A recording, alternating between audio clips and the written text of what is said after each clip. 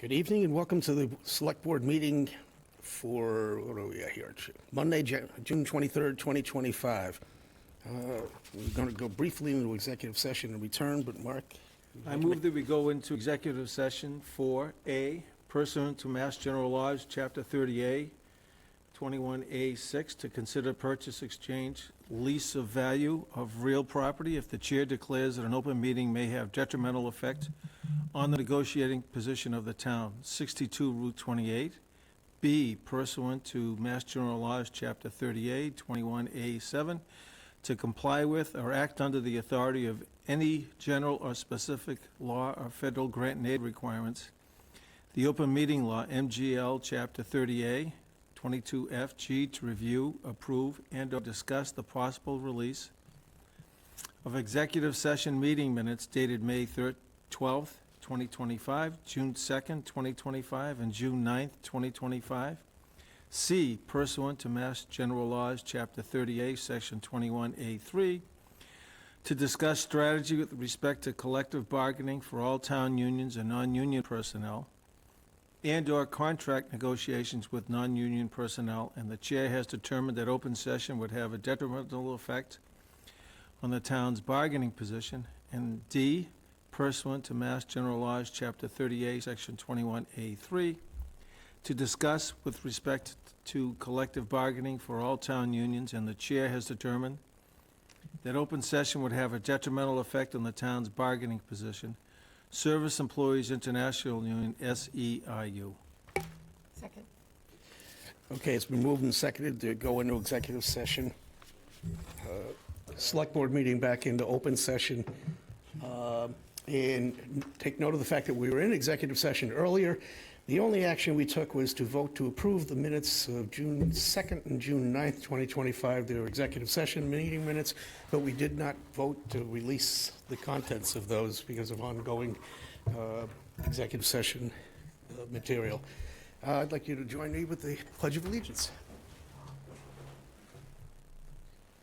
Pledge of Allegiance To the flag of the United States of America, and to the republic for which it stands, one nation, under God, indivisible, with liberty and justice for all.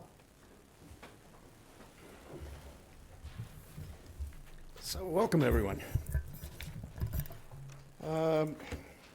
It's time for staff comments and/or announcements. Anyone from the staff wish to make anything? Kara. Good evening, Kara Mawini, Director of Cultural Affairs. My last-ditch effort to remind everyone of summer programming that officially kicks off next week. So Brooks Park will be live and well on Monday night. We kick off with Super Soulshine for our summer concert series. They are from 6 to 7:30 p.m. and they are free. We encourage people to bring a blanket or chairs, bring the kids. Everyone is welcome. We're really excited for it. And then after that, on July 2nd, we start the Seaside Marketplace down at the Harbor Masters area. So we kick off from 10 a.m. to 5 p.m. The shacks will be open. We have 4 awesome renters coming in next week, so we look forward to seeing everyone. And then July 3rd, we officially kick off the Farmers Market. And given that it's July 3rd, we do have a 4th of July theme going on, so we encourage everyone to come out. We have a treasure chest for goodies with kids if they come in. Bubbles will be flying, music will be playing. We're very excited. That is on Thursdays from 3 p.m. to 6 p.m. right on the front lawn. So we get into summer programming and we welcome everyone to join us. Thank you. Thank you. Lou, when did we hire you? We're not at public comment yet, though. Oh, okay, I'll sit back. I'm sorry. That's okay. But Carolyn does work here. You did hire me. Good evening. Carolyn Carey, Community Center Director, and I just wanted to let you know about a few of the July events. On July 2nd at 2:30, we have the free kite decorating and flying event. Please, it's a drop-in event, so stop by, a lot of fun. On July 8th at 6:30, we have Mermaid Crafts. So we have several different programs that we're doing that we will make. Those are also free. We're doing this in conjunction with the Little Mermaid that will be playing at the Cape Cod Theater Company, Harwich Junior Theater, so another free event. Cape Harmony concerts are at the Community Center on July 11th and 25th and they're at 7:30 p.m., and I had the pleasure of listening to them perform. They are exceptional, and I encourage all of you, if you have a time on Friday nights, to stop by. And then we're doing a summer movie day series. So if it's rainy out, warm out, too warm, or you've already spent your time at the beach and you're looking for something to do with the kids, we have movies at 2 p.m. on July 9th, 16th, 23rd, and 30th. Of course, there'll be snacks, and the movies are free, and we hope you'll take time to stop by. Thank you. Great. Any other staff? Okay. I've got more of a question than an announcement. Is the 50th birthday for the band tomorrow or next week? No, it's a week from tomorrow, so Tuesday, July 1st. So we can remind everyone that Mark will be there to help celebrate the astonishing feat of the 50th birthday for the Harwich Town Band. And I'll repeat it again next Monday. Okay, weekly briefing. Thank you, Mr. Chairman. Good evening, everybody. This will be the weekly briefing for Phase 3, sewer extension, both contracts 1E and 2W, and specifically the time frame of June 30th through July 11th.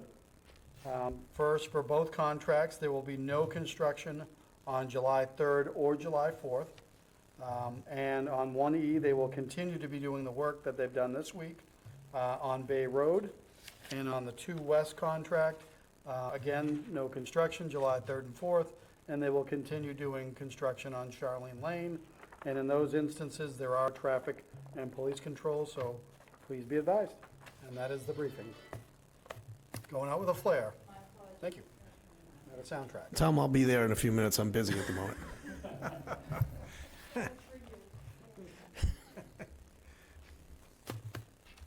Okay, we're done weekly briefing then. Any questions for Town Minister? Hearing none. Lou, I guess you're up. Thank you, Mr. Chair, members of the board.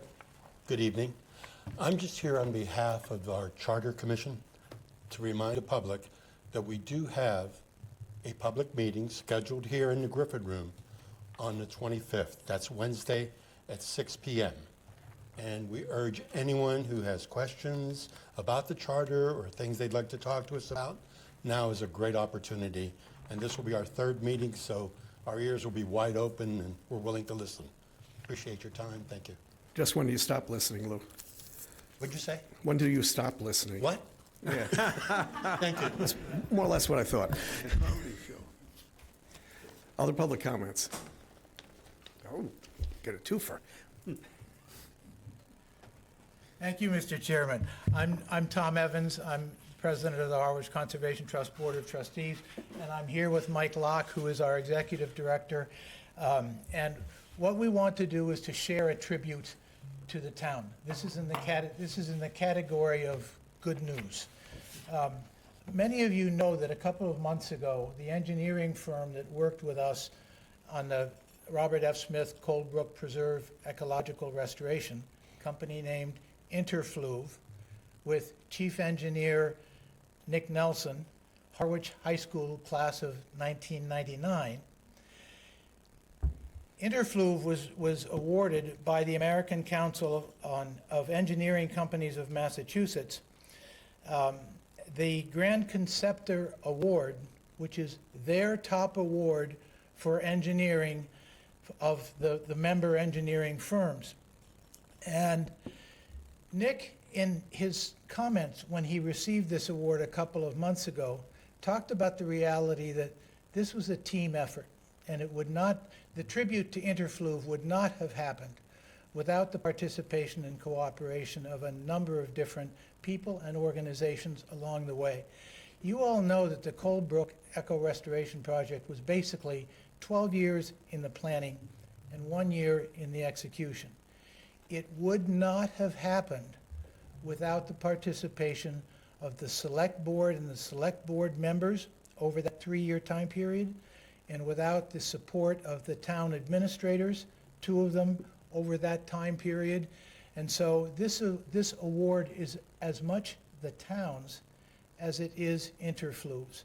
And remember that in 2015, at the urging, I think, of your wastewater engineers at the time, they said the town of Harwich stands to save $6 million in the sizing of future septic treatment, wastewater treatment expense if you work with Harwich Conservation Trust for natural nitrogen attenuation, which was achieved by putting those 4 ponds into the sinuosity of Coal Brook.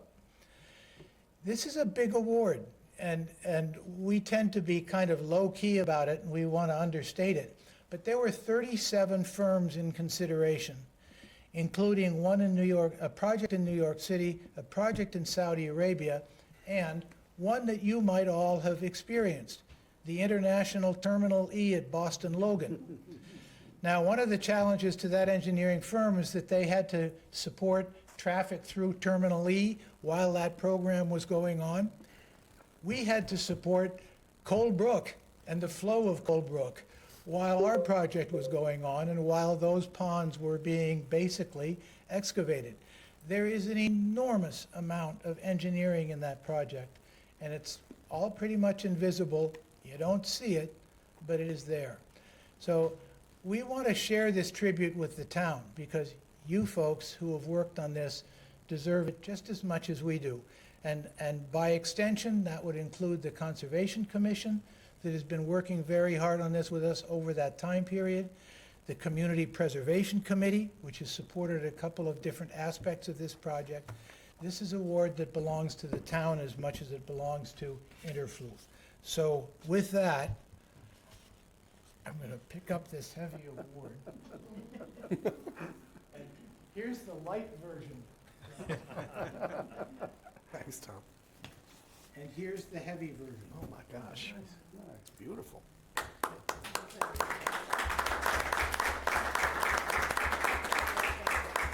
And so then, as I always do, I have to say, Mike, did I leave anything out?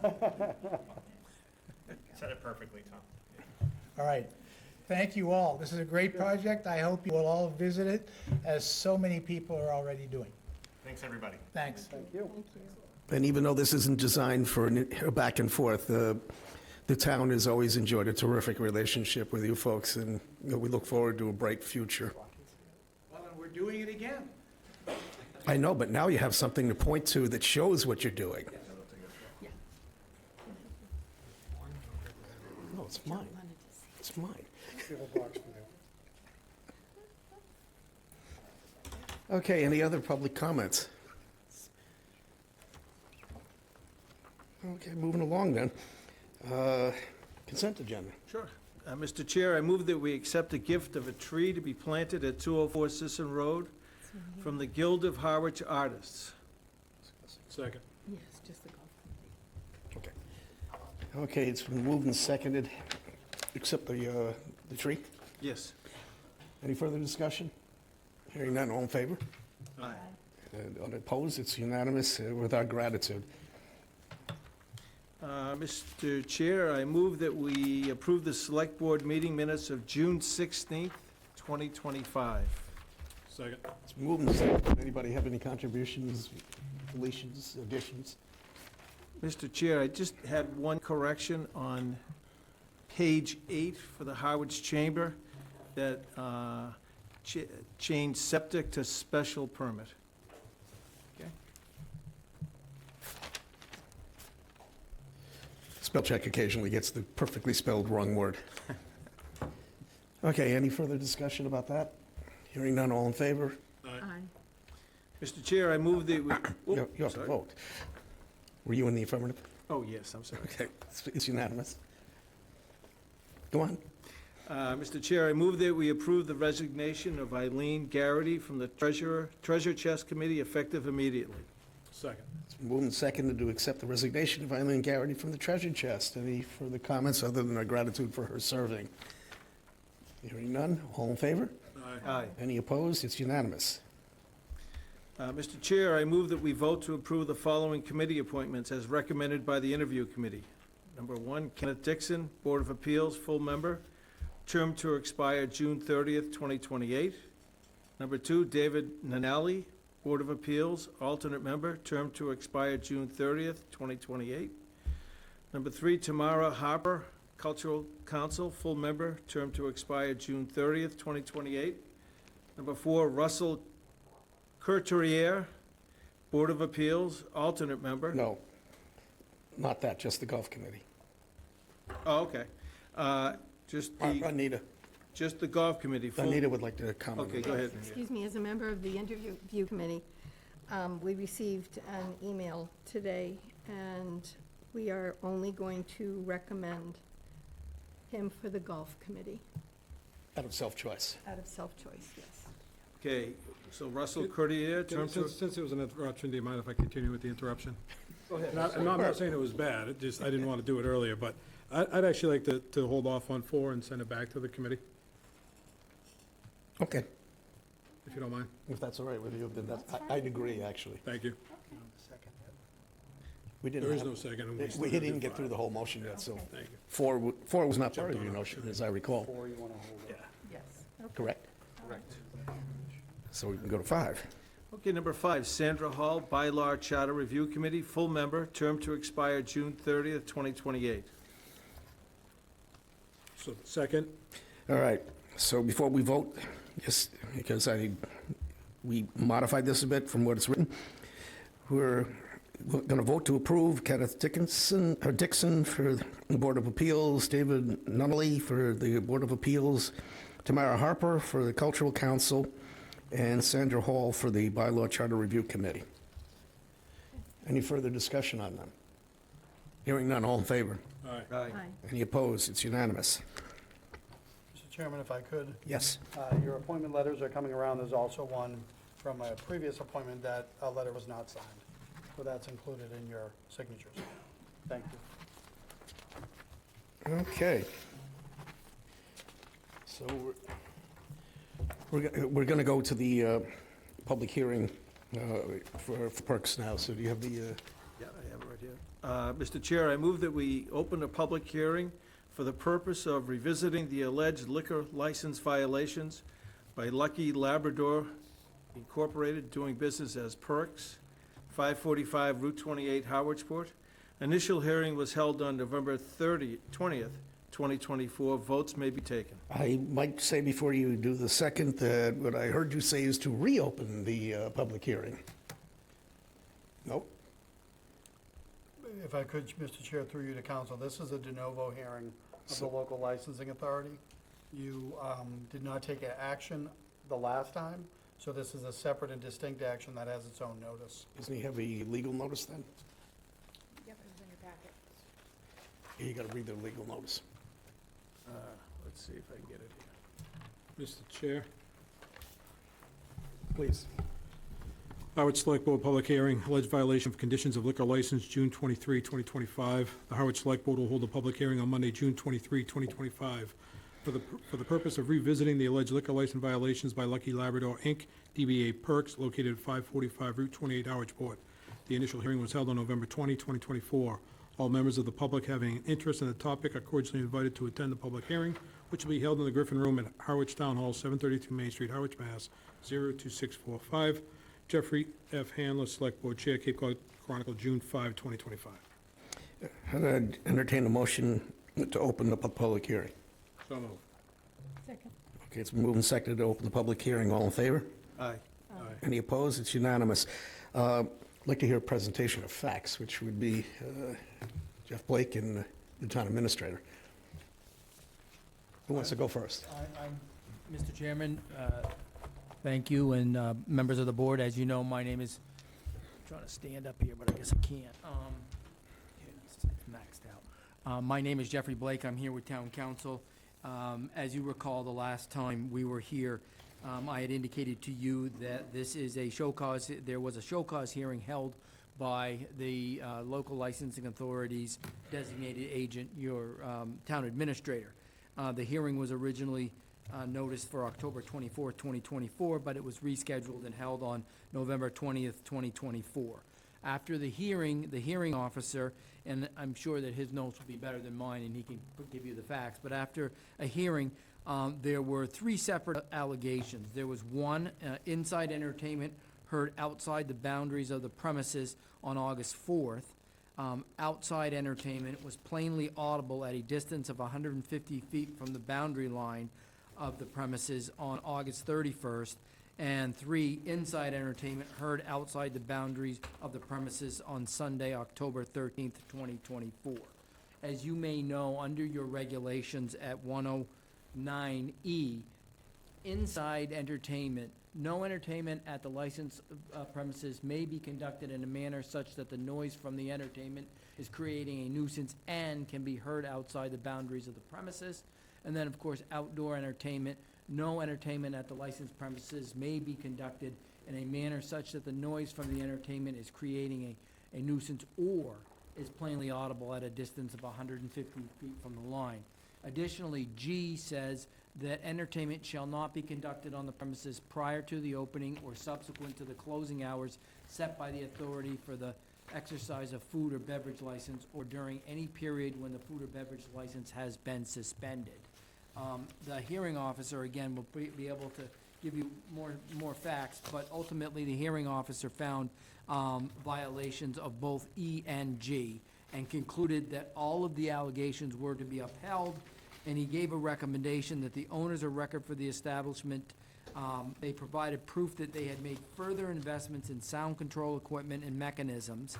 He recommends that they ensure to the town that those systems and mechanisms remain in place, and further, that they have adequately proven to have trained all staff to ensure the proper working of the same.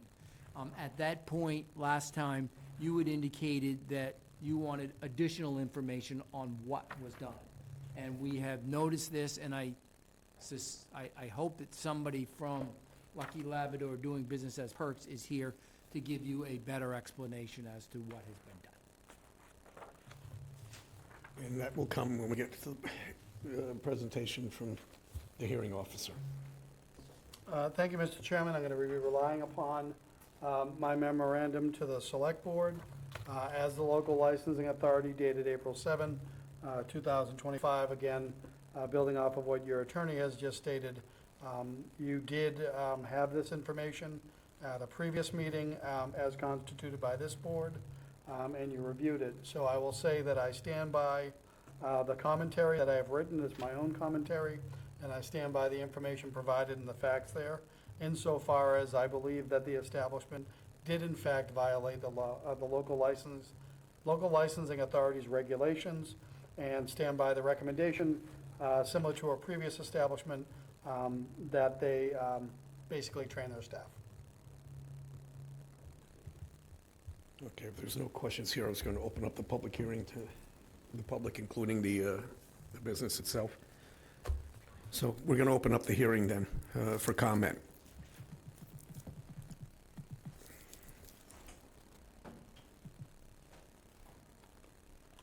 Good evening, Taylor Powell, owner of Perks. My wife's on her way. We were busy with the kids, so sorry I wasn't here at 6:30. I thought the meeting started at 6:30, but nonetheless, we're here, and I'm happy to answer any questions you may have. This is now the second hearing we're having for the incidents mentioned before.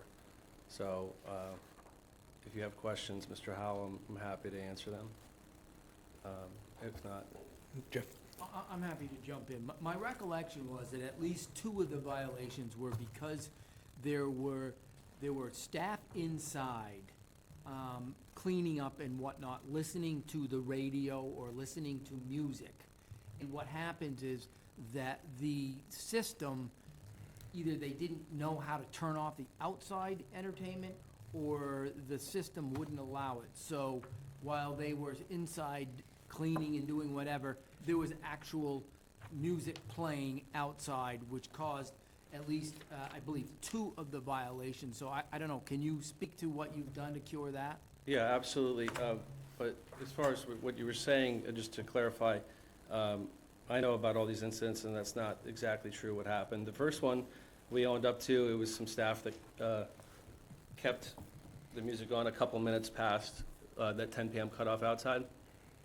One of our abutters, direct abutters, called to complain. The authorities did not come quick enough for them, so they called again at 10:09, come bust them, please hurry up. And that's what happened on that incident. The next 2, and I have on video, someone opened the window on the inside We were open during business hours.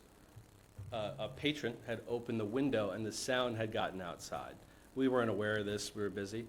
I haven't screwed the windows shut yet. I've just trained my staff to keep the windows shut, and if you hear them open up, please shut them.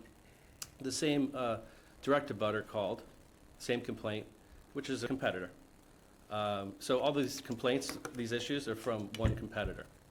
And we know that because the side scan radio was on when the police were there, and they told us where the calls were coming from, and some of the police reports had those people's names listed.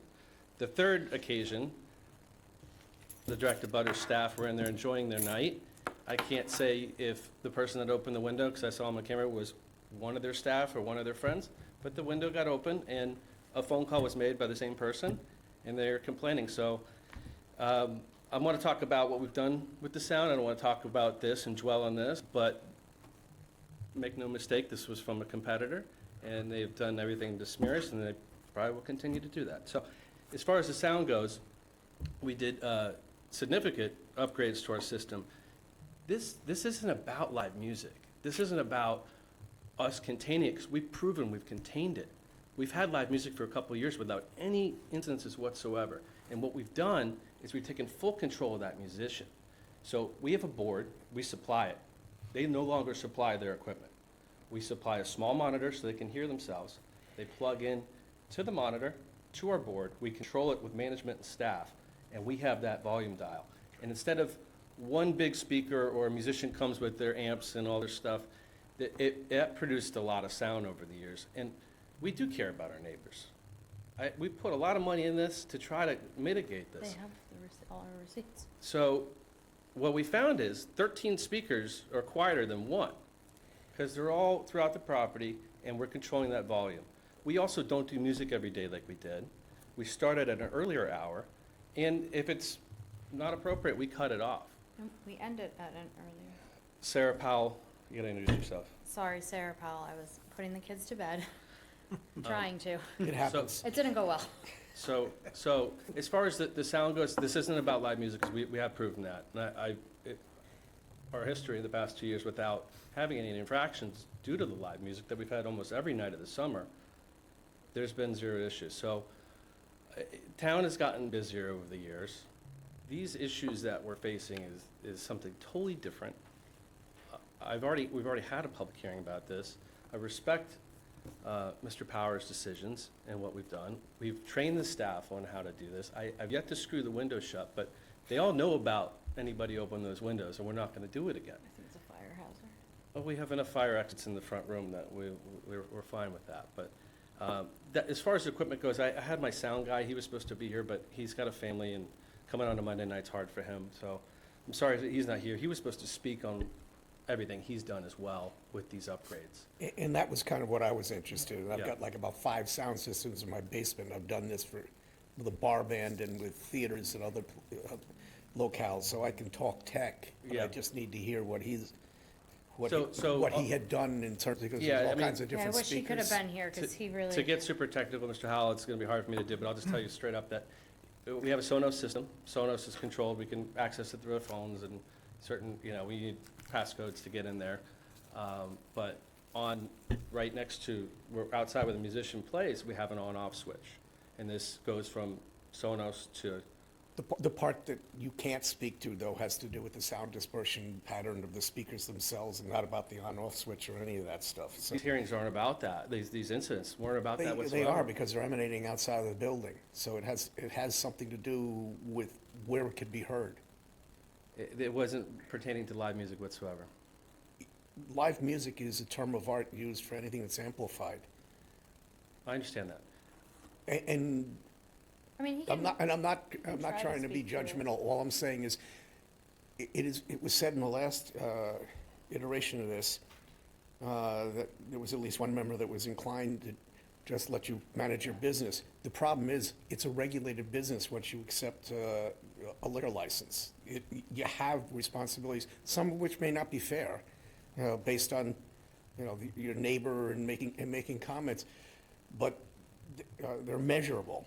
So it's kind of up to you to make sure that your employees all have the exact same understanding of what the responsibilities are under the license. Am I able to speak? Yeah. Yeah, so our employees do, and that's kind of, neither one of us are technical. I'm the least technical probably of everyone in this room. But we spent a lot of money with the sound system, and we sent the receipts to try to show that, because you would understand it, I don't. Sonos ain't cheap. No, no, it's not. And we had the, and not only is Sonos not cheap, but the guy, Brian, is not cheap. He is a professional. We didn't try to install it ourselves. We hired him. He's a small business owner. We really were hoping he could be here tonight. He couldn't. And that's really, so to mitigate all the sound and what you're trying to ask, the sound waves and whatnot, no, I can't explain it to you, but he could. But you could definitely see the items that we purchased to try to do that. All our employees are trained. They know what time they need to turn the music off. They know how to turn the music off. They know how to turn the music down. We don't even have a stereo going on after 10 p.m. It's totally silent in there. I actually wonder why people want to hang out there. So that maybe can answer some of your question. We do staff trainings all the time, constantly. Everyone knows how to work it. We have a manager who can always control it from their phone. We are small business owners with 2 little kids, and we're doing the best we can. We try to be good neighbors. We try to be good citizens. We try to be involved in the community in positive ways just from owning a bar. I mean, tonight we had a floral making class there. So we're doing the best we can. We're spending the money to do it because we understand the responsibility that we have. And at this juncture, I was just going to make sure that the public knows that we'll stipulate that what you supplied us with was a series of bills that total up to nearly $20,000 worth of investment It wasn't of cheap. parts and labor. It wasn't inexpensive to do what we I'm did. just saying to make sure that everybody in the public Yeah, hears what's. I mean, In the past, we were before the board over, live music and maybe that emanating out too far. And we controlled that and fixed those issues. That's part of this investment. These issues that were discussed November 20th, I believe, when the hearing was, were isolated and they were different. they were I'm not very gonna make unfortunate. I'm not gonna make excuses, No, but no. I can. Because it is still on us. I'm honest on what happened and who called and what happened in those regards. So we're doing everything we can now to learn from those mistakes, obviously, and not make that happen again. So I respect the town. I respect what the town's become and all our neighbors. And also Mr. Powers really looking into what we should do. And it's just up to you really what you'd like us to do from here on out. But we're going to continue to mitigate the sound the best we can and train our staff the right way to do it. Yeah, we're all in. I'm inclined to just ask for a staff recommendation and then go to the board to have a discussion after anybody in the public has had the opportunity to also weigh in. But, Joe, do you want to weigh in on where you So I came down? do, but I will put out there, I'm a little perplexed. As the board's hearing officer for the past 6 years, Attorney Blake represents the town and, for lack of a better word, prosecutes the case against the establishment based on charges that typically stem from the police department receiving complaints. So the process that we went through on November 20th, November 20th was sworn testimony from several witnesses and exhibits that were entered into discussion. And you have So- nothing further to add from what you've submitted, is what I'm saying. Did you want me to stop there? No, or- as the hearing officer, just wanted to play it out. So, well, my next point would be that I was tasked by the board to determine whether or not these alleged violations occurred. And in my memo dated April 7th of 2025, that's what I found, that the alleged violations, in fact, are no longer alleged, they occurred. And further, as is required of me as hearing officer, I'm tasked with providing a recommendation. So to that end, if I could, if it helps, Mr. Chairman, again, relying upon my memorandum of April 7th, conclusion I wrote, if I may. Yeah, sure. Quote, "The exhibits and sworn testimony support the allegations that entertainment, parentheses, music, close parentheses, was conducted after the closing hour set by the town's licenses for the establishment. Therefore, I find that these allegations are upheld. The allegation regarding noise emanating from inside the establishment being heard, quote, outside the boundaries, close quote, is supported by the exhibits and the sworn testimony. Therefore, I find that this allegation is upheld. Recommendation: the owners of record for the establishment testified and provided proof that they have made further investments in sound control equipment and mechanisms.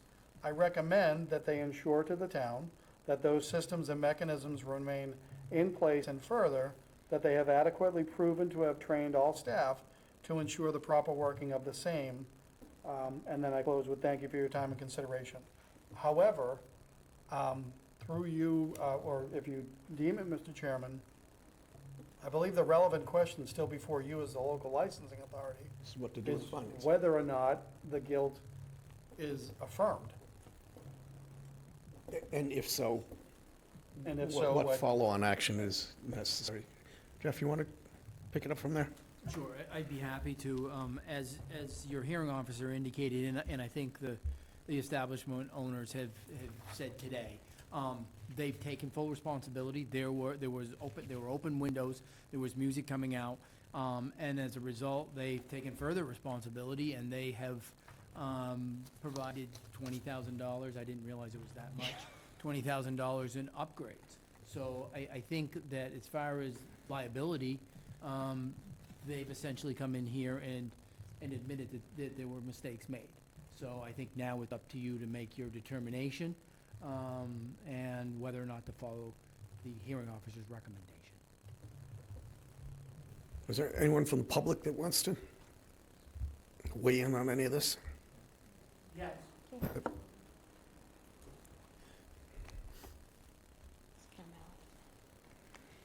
Over here? Yep. So, Just start off by stating your name for the record. Gary Sawin, S-A-W-I-N, 547 Route 28, been there 43 years. As an abutter, I cannot say anything about the 150 feet rule because we are an abutter. I know this meeting is not about other violations, so I will not bring those up. Those will be before other boards. But my concern is that if these 3 violations are suddenly turned into 1 violation, are we going forward to be consistent and fair with other establishments? That if they get 3 violations, it becomes 1? That is my question. It's way too hypothetical to answer is that. If they were the exact same Well, it says, thing that happened 3 times, then that's different. but it's Substantively, you're asking such a stated high-level in the question. minutes that it's 3 was going to be treated as 1. And that's how we treated the Right, hearing officer. so my procedure. question is, will we be consistent with the rest of Harwich Port and fair to treat them the same way if they should happen to have violations in the future? That's my question. I'm going back around to the original premise of the question. It would wholly depend on what 3 violations you're talking about. I don't know, and it's such a speculative question, I can't answer. Well, I'm talking about the noise violations. They emanated from the same exact problem. Correct. Okay, well, then you're semi-agreeing that packaging them together to try to achieve a result at the end of this that would resolve that from ever happening again, they're the same, it's the same situation. You're applying the same basic methodology to remediate it, to fix it. Yes, I'm just saying that I hope the rest of the establishments in Harwich Port will be treated the same way. As long as I've been sitting here, anybody who violates anything has wound up being in here. So I've been real consistent about that. I think most of these businesses are truly beneficial to the town, and we're happy that we have them, and they try their best to do their best. And there's been quite the renaissance in Harwich Port over the past 30 years. But it's challenging, as you pointed out. It's 150 feet deep. We have been consistently handling that zone in somewhat different way than we hand out license to any place else, recognizing that it's really challenging And nonetheless, they have the right to conduct their business if they can resolve that Right. challenge. It's a challenge for us residents as well, as Fully you can aware. imagine. As I said, 4 decades, and I'm a reasonable person. I expect a reasonable amount of noise, but I invite you all to come and sit on my deck at 11 o'clock on Friday and Saturday night, and you tell me if that noise is reasonable. Well, you wouldn't hear any music at that time. Excuse me? You wouldn't hear any Now, music please, at that time. Sorry. direct this way, both of you. Anyway, that's all I have to say. Any questions, or? Nope, Okay. thank you. Yeah. Anyone else wish to offer up an opinion? All right. I'll accept a motion to close the public hearing so we can have a deliberation about what we want to do beyond this. So move. It's been moved to close the hearing. Second? It's been seconded. Any further comment? Hearing none, all in favor? Aye. Any opposed? It's unanimous. All right, so we got the existence of the allegation. We have the finding. So there's two things that have to go on. We have to accept, we either accept or don't accept the finding and then come up with a remedial something or other to address what we found.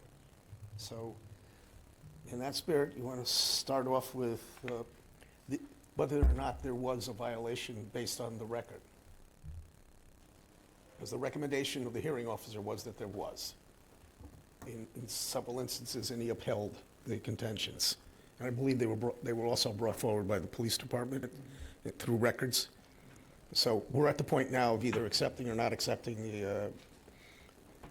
the hearing officer's findings. And Mr. Chair, what I don't see, which I'm sure is here, are the dates of said infractions. So I don't know if you need those, or if you just need to accept the conclusion of the hearing officer. I thought that there was in the packet, No, I'm sure it is, I'm just not, my hand's not on it. there was a ton of things and it was bolded and underscored, upheld, upheld, upheld. Love that, thank you.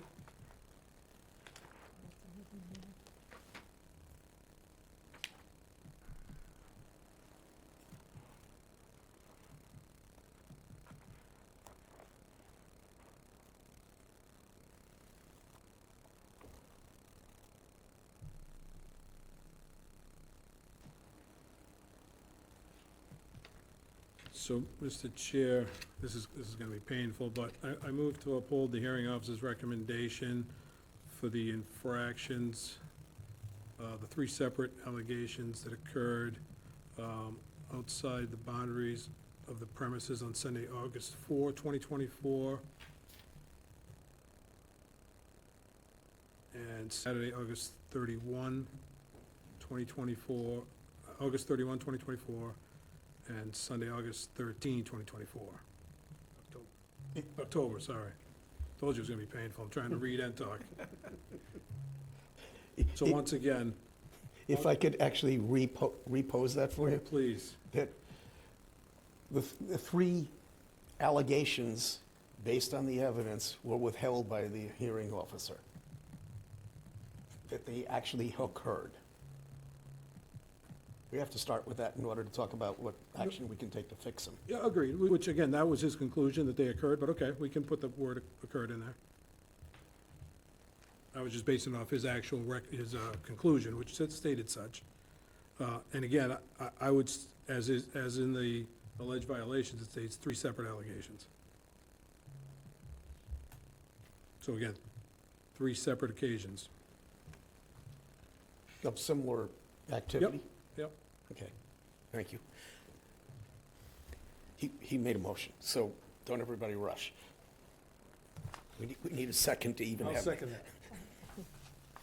Okay, so this part is just, there were allegations made, there was a hearing held, there was evidence taken, there was a conclusion that was reached, and the hearing officer sent that to us, and the motion is to accept that finding that those 3 allegations were upheld as far as the hearing officer was concerned. That's the long version of his motion. So Unless anybody wants to further continue discussion, just to the existence of the actual infractions. The motion was made to accept. Is there any other comments that need to be made? Hearing none, all in favor of the motion? Aye. Any opposed? It's unanimous.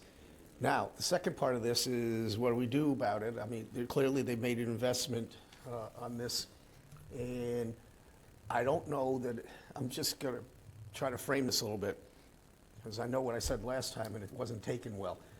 I don't know that it's unreasonable to ask a business to provide their employees in writing with some sort of policy about how their system works, that they can confirm in writing that they've received and that they're being held responsible for understanding their obligations as employees to do certain things under their license.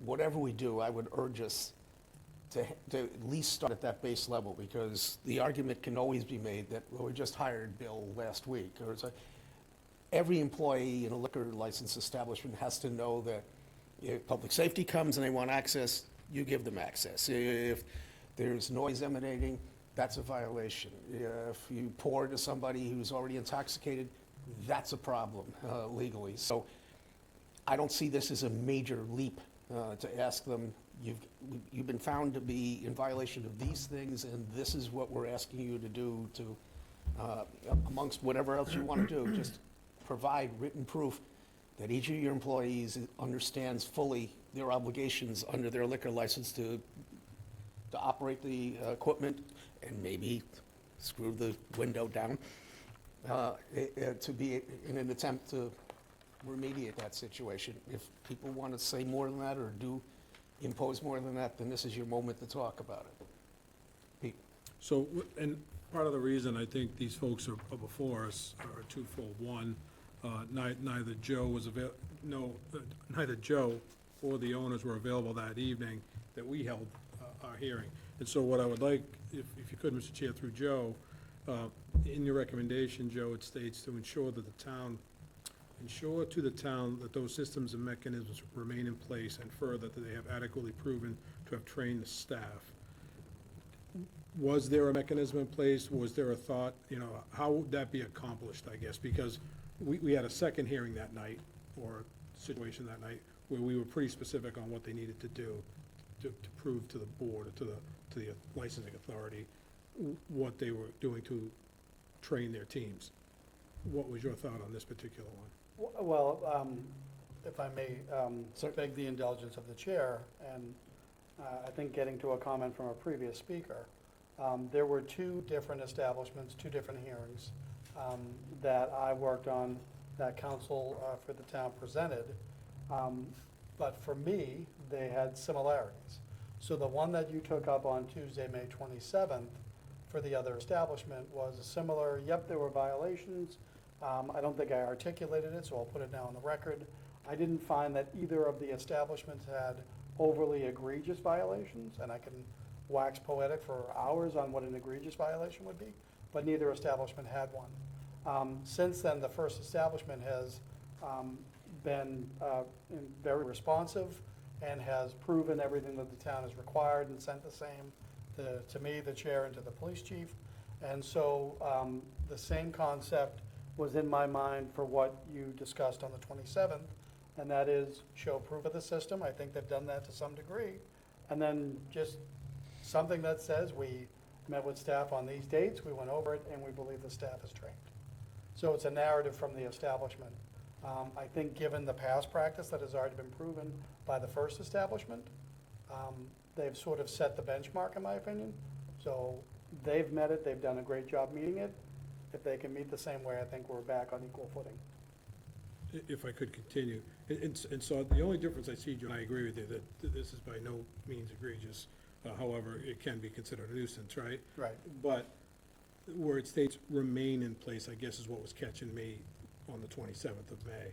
So how do we ensure that they remain in place? Is there an obligation from the owner to continue to prove that to us? Is it up to the town to visit their location? That's where I'm, and again, Yep. it is what it is, but it states remain in place. Thank you, and if I may. So the thought process on that was during their testimony, their sworn testimony during the hearing, they had mentioned that they had a system. but it didn't seem to be working all the time. So that was the comment, that you have a system that works and can continue to work. So it's simply that they didn't, I think it was an application-based system originally, Yeah, we've that since they upgraded. moved beyond that and have something more substantial. So that was what the reference was to. That, yep, they tried it during this time frame. It wasn't successful, hence the violations. So therefore, they should demonstrate that they have a system that works all the time. Okay. I hope that clarifies. Yeah, to a degree. So the problem comes into is if there's future violations and then, you know, Well, clearly. If I could continue then based on that. So again, previous establishment has provided proof. So we have that, we see that, this establishment could do the same. God forbid there are other allegations, that would be one of the first questions I'd want to ask. You had provided this before, do you still have it, what happened with it? So I think in that regard, you need to take it on its own merits as it happens, if it happens. Sure.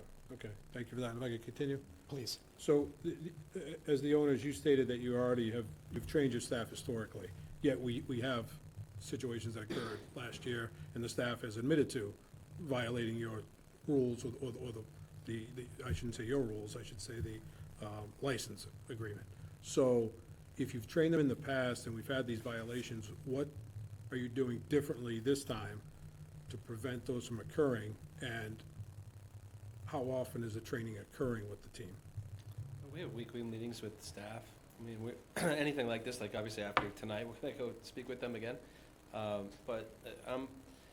As far as record keeping on our end, I mean, we make sure they all have alcohol training, make sure they all read the alcohol handbook that is on site on our property. We attend the alcohol meetings. I mean, that's really big because, I mean, we take it seriously. We take this seriously. I understand that the entertainment license is tied to the liquor license. Even though they're different, we're not gonna, that's not the argument. They need to know the rules, and they do know it, and we'll just be more vigilant about it, and Yeah. also, not as a requirement, but as for our own good, we will get everybody to sign off Yeah. on something. It's no question. I I mean- mean, we're not here to ever, argue against you guys. We love this community, we love working with the town, I respect everything that you guys do. And we'll never use litigation as a scare tactic with you guys.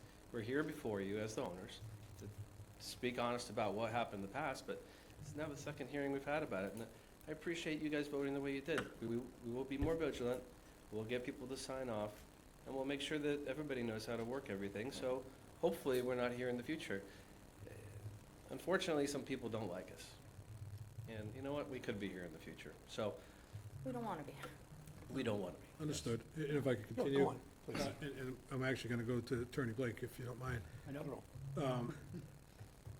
I know you have something to say, but could you also refresh at least my memory on what we did as far as the training requirement for the other hearing, if you have that information? My recollection is that we required them to do their training, have a written policy, and that every employee that comes in had to sign that policy.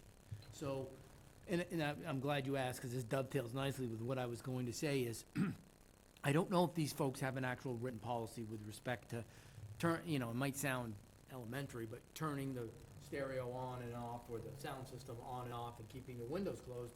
But perhaps that's what you could say, is that they have to provide you with a written policy, and then once you've approved it, that, you're okay with it, every time you onboard somebody, you do your weekly meetings, you do your alcohol meetings, and you say to them, read this, and it doesn't have to be a 40-page book. It may be 3 or 4 or 5 different points. You don't open the windows, all music has to be off on this and such, and then have everybody that's on board, it signs off, so they know the policy, and these guys know that you're taking it serious, and you're training. Yeah, no, we do take it serious, and we actually should do that. We have them sign for other things, but we have it in text messages. This is what you do, these are the policies, these are the procedures. But I actually think it's a great idea, and we have a bunch of kids working for us at the end of the day. It's a bunch of college kids. So, I think I'm totally on board with that, and I'm more than happy to be the one to write it up and make sure everyone signs it. Pete, go on. Yeah, I actually like it. I think they'd take it more seriously. No, I'm good. You good? Yeah. Anita, do you have anything? Go ahead. Okay. sorry, I just want to make sure that everyone can hear me. I want to disclose this. I appreciate you being here, I appreciate everything that you're doing, but I wanted to let the public know that my grandson just started working for Perks. And it's a grandson, I know, but I wanted to put it out there. I don't think it's a conflict. He does not live with me. He's a family member. This is what I had asked earlier, yes. Not in the same household. Not in the same household. He's a family member. Right, but it's like one step removed. But I just wanted to bring that out there and he wasn't working for them when this violation occurred. He had just started within the past few weeks.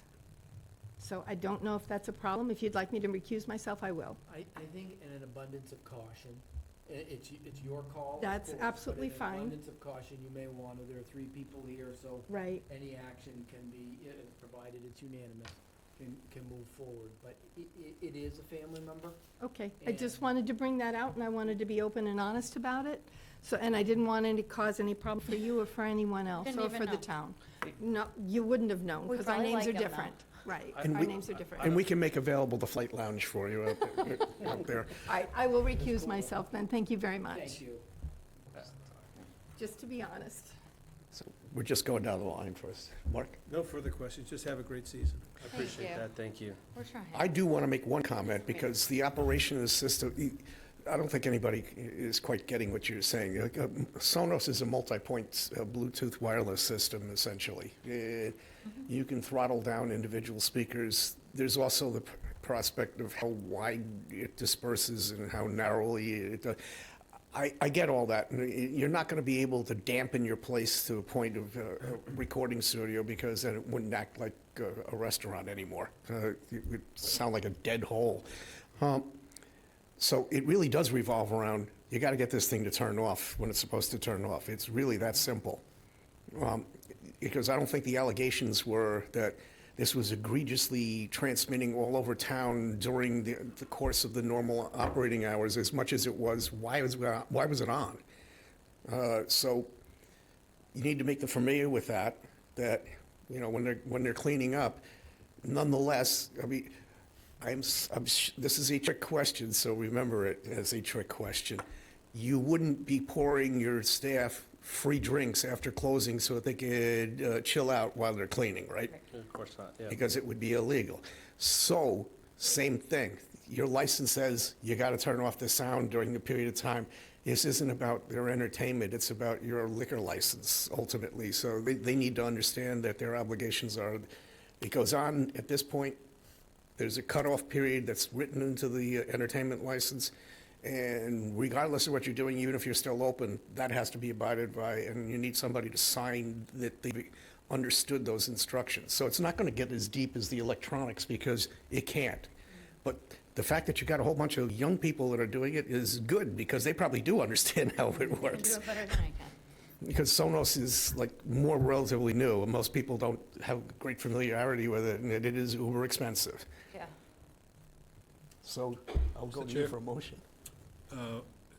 I'll move the hearing officer's recommendation that the owners of Lucky Labrador, DBA Perks confirm with the town of Harwich, number one, the sound system and mechanisms remain in place and operational.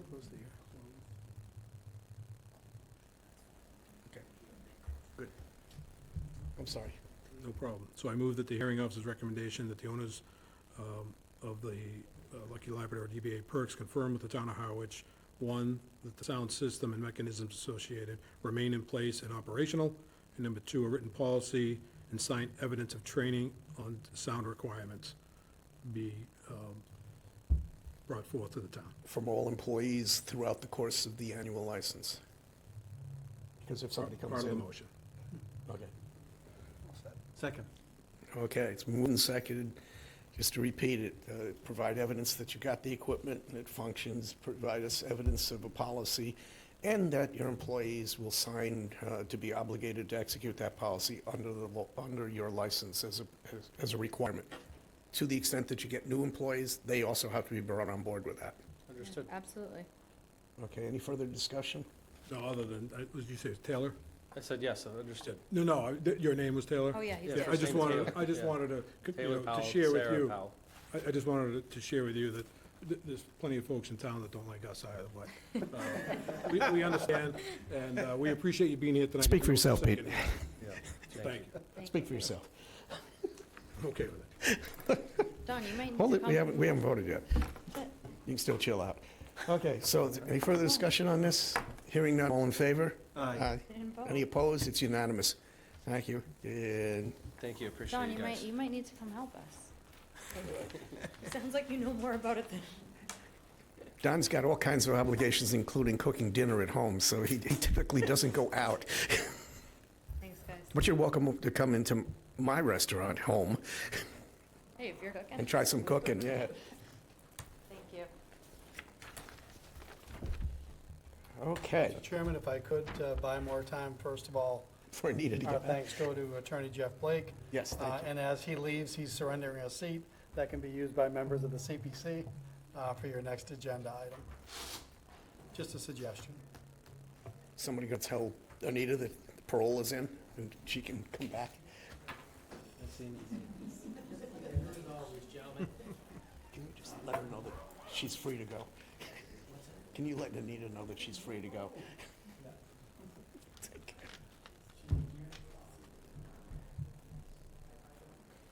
If I wait long enough, we'll all be gone. No. You seem to have lost a town administrator in the process. All right, so we can regroup while that's occurring. I see Mr. Nixon here, the august chair. And Mr. Ketchum. Safe than sorry. Mary's hiding in the corner. Okay, I'd like to open the meeting of the joint meeting with the Board of Selectmen, the CPC. Can I have a roll call vote, please?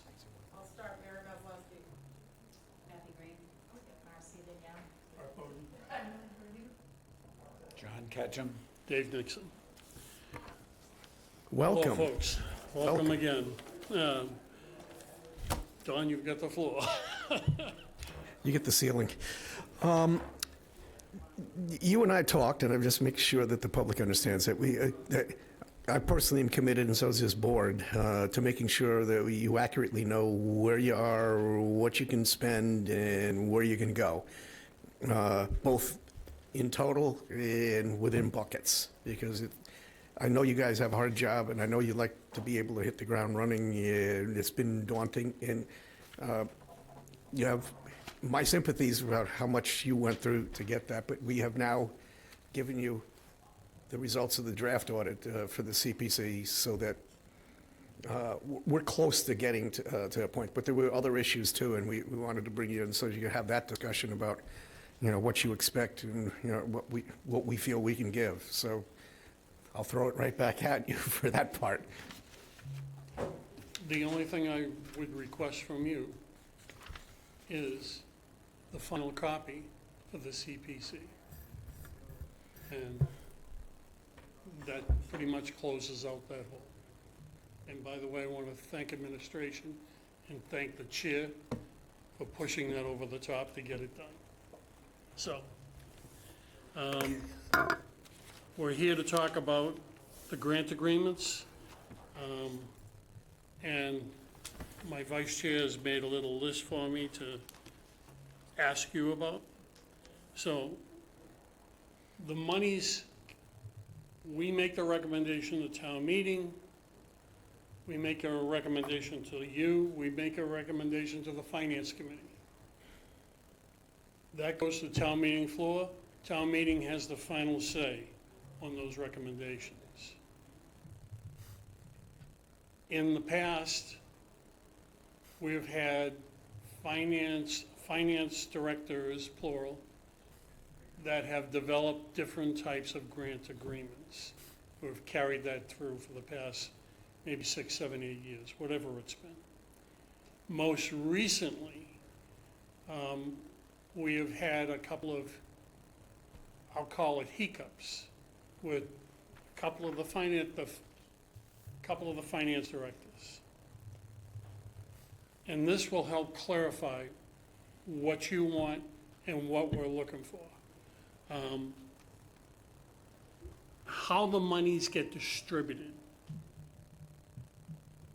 And that would be, is it done by invoice? Is it done by the totality of the grant itself? How is that going to happen, and will that be part of your grant agreement?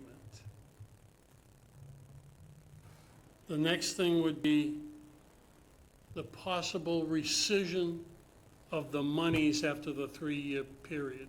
That's a CPC policy, a board policy, a written document.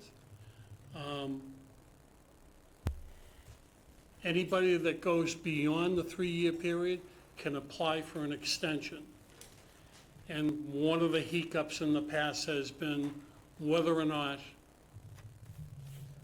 how it pertains to in-house as far as departments are concerned, and how it pertains to external units that are looking for the grants.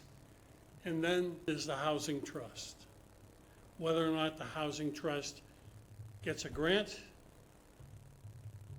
One of the things we got caught up in the past was the housing trust with the 3-year rescinding policy. That got adjusted. That was adjusted with John Giorgio in the room and the former chair of the board, the Board of Selectmen, town administrator was in the room. That was clarified. There is no 3-year rescinding to the trust. But my question to you is, do you folks want to have a grant agreement for the trust? That's, Can we stop there for a second? we can stop right there, yes. Okay. I've thought about this a lot. No. Because they operate as a fiduciary, and any receipts they get have to be used for the purpose that they received them for, and they can't give you the money back as a rescission, because once it's there, it's an asset. It's very clear in their fiduciary agreement that's filed in the Registry of Deeds that they receive assets, whether it's money, property, or whatever. They're allowed to flip property and liquidate it for cash. They can do all sorts of things as long as it's advancing affordable housing endeavors. But even the town can't get back money from them once it's given to them, or assets. If they've got buildings and a property that was voted to be sent over to be under their aegis, the town doesn't get to take it back. The only way and I would argue that in a larger sense, the only way that any money can go back is to go back the way you came, which is a town meeting vote. It took a town meeting vote to appropriate. It would take a town meeting vote to rescind. Even if you had the grant agreement, you can't just rescind money. Mr. Chair, just to clarify, there's two issues that I think Dave was mentioning, and I'm not sure which one or both you were responding to. One This is peculiar to just the trust. I mean, the other things you have are other issues that we could talk talking about. about the housing trust and grant agreement for the housing trust. There's two issues. Should there be a grant agreement and the 3-year rescission period? I think what I heard you saying is, no, we don't want to agree to a 3-year rescission. That is, you're explaining why the money can't be given back, and I believe that the committee, please agree with me or disagree with me, has already agreed with that and conceded that. The other part of the question is whether there should be a grant agreement for the housing trust. Were you saying no, there should be no grant agreement for the housing trust? Under law, they have a purpose that's enunciated and codified through the trust agreement that's filed. It's jointly signed by the trustees of the housing trust and the select board, and it's filed at the Registry of Deeds. They have to operate under Mass General Law. They're not allowed to spend the money and misallocate it. So at the point that you're at when you give it to them. You have to be assured that there's some sort of purpose to that. I get that. But in essence, at the end of the day, sometimes it actually winds up being as simple as, we can't tell you. Like when we got the Marceline property, and you were here in the room when I profusely thanked you, because there was no way to know. And that was the whole point of a trust. There's no way to know what might come up that might require you to go all the way through a cycle of a town meeting to get an appropriation.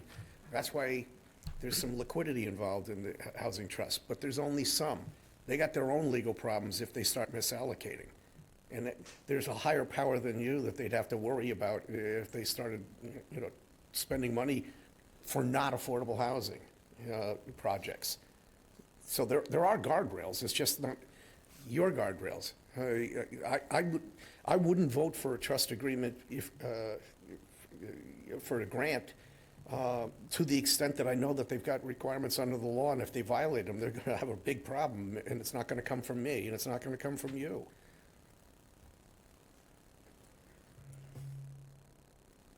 I know it's hard to understand because this is such a new construct compared to other things. This is so different from everything else that I'm not saying that applies to everything else that you do. I'm just saying that the trust is locked in. It's not really it's not the town. It's a fiduciary. If I may, anyone that gets CPA funds is required under law to spend them in a certain way, right? Anyone, including the Housing Trust, but it's not just the Housing Trust, it's any organization that gets money from CPA money that is eventually voted on by town meeting is required to follow the law and spend it in only certain ways.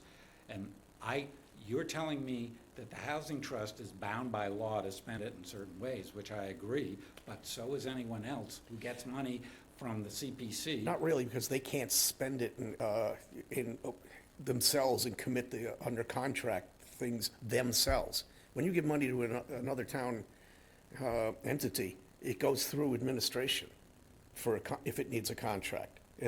They're not spending the money. The project has to be appropriate for the funding that you gave them, but there's no point in time that they have authority to spend money on their own. The trust does. They have the authority to make those commitments, and as long as they follow 30B, arguably, they don't even have to go through the town. They're not the town. They have to abide by municipal laws. And I know Mary wants to talk, but I've had this conversation with a lawyer in Boston, too. So, Mr. Chairman. Can I just finish this point?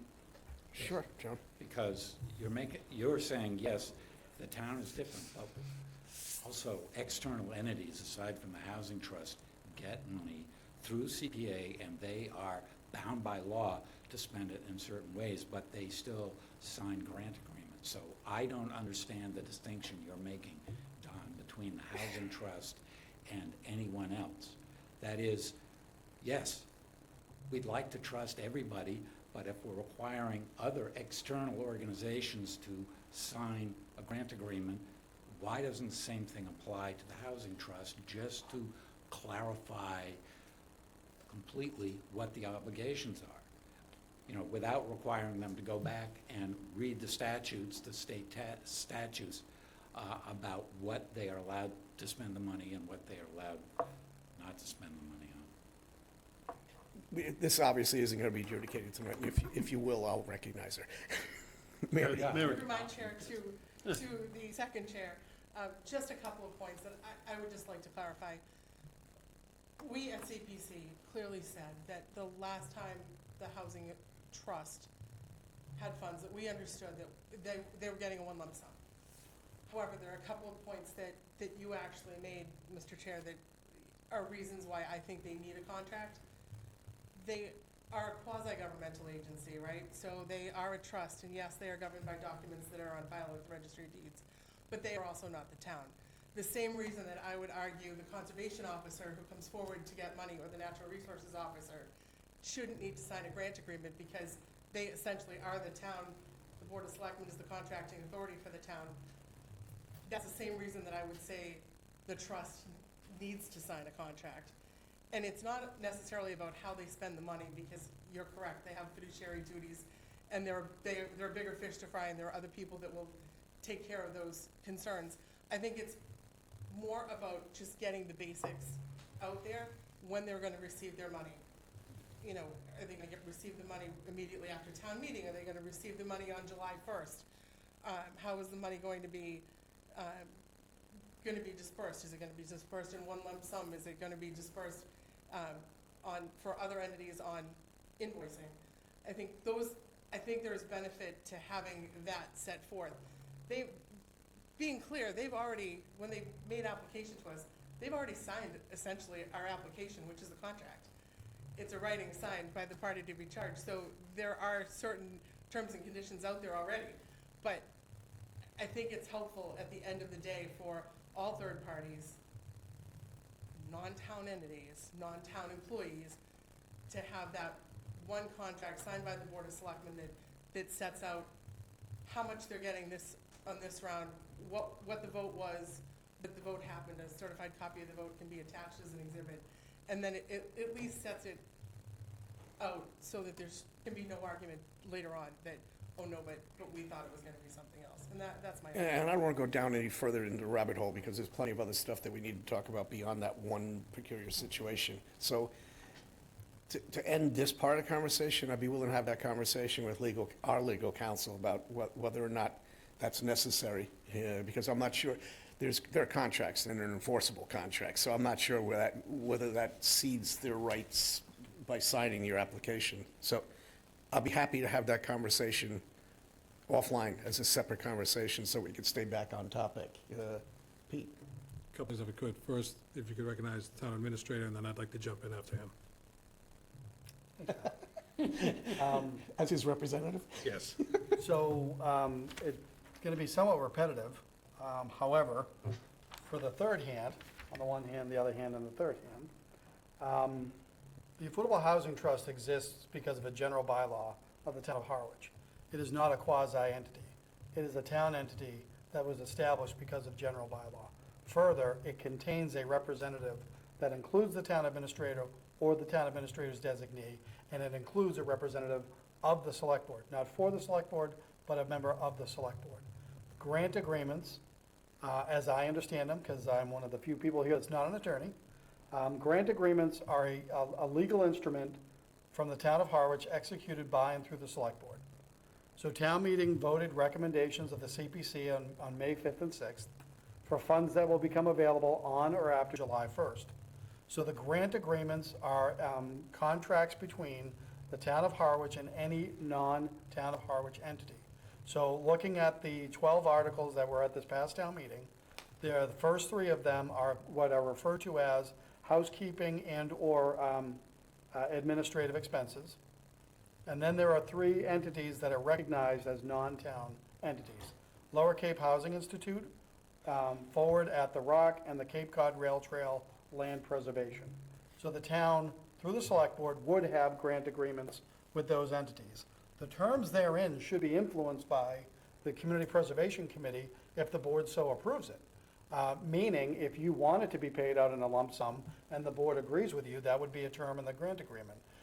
If you already understand that the recipient wants to have it upon invoicing, that could be a term. And the standard terms are exactly that, standard and regular, year over year, because we have used grant agreements for the 6 years I've been here. So those are key points. The trust is an entity of the town. When you look at the Mass Housing Partnership documentations, it says that they are recognized by statute as town entities or public entities related to municipalities. They need to do their procurement through the town. They need to do their open meeting law through the town.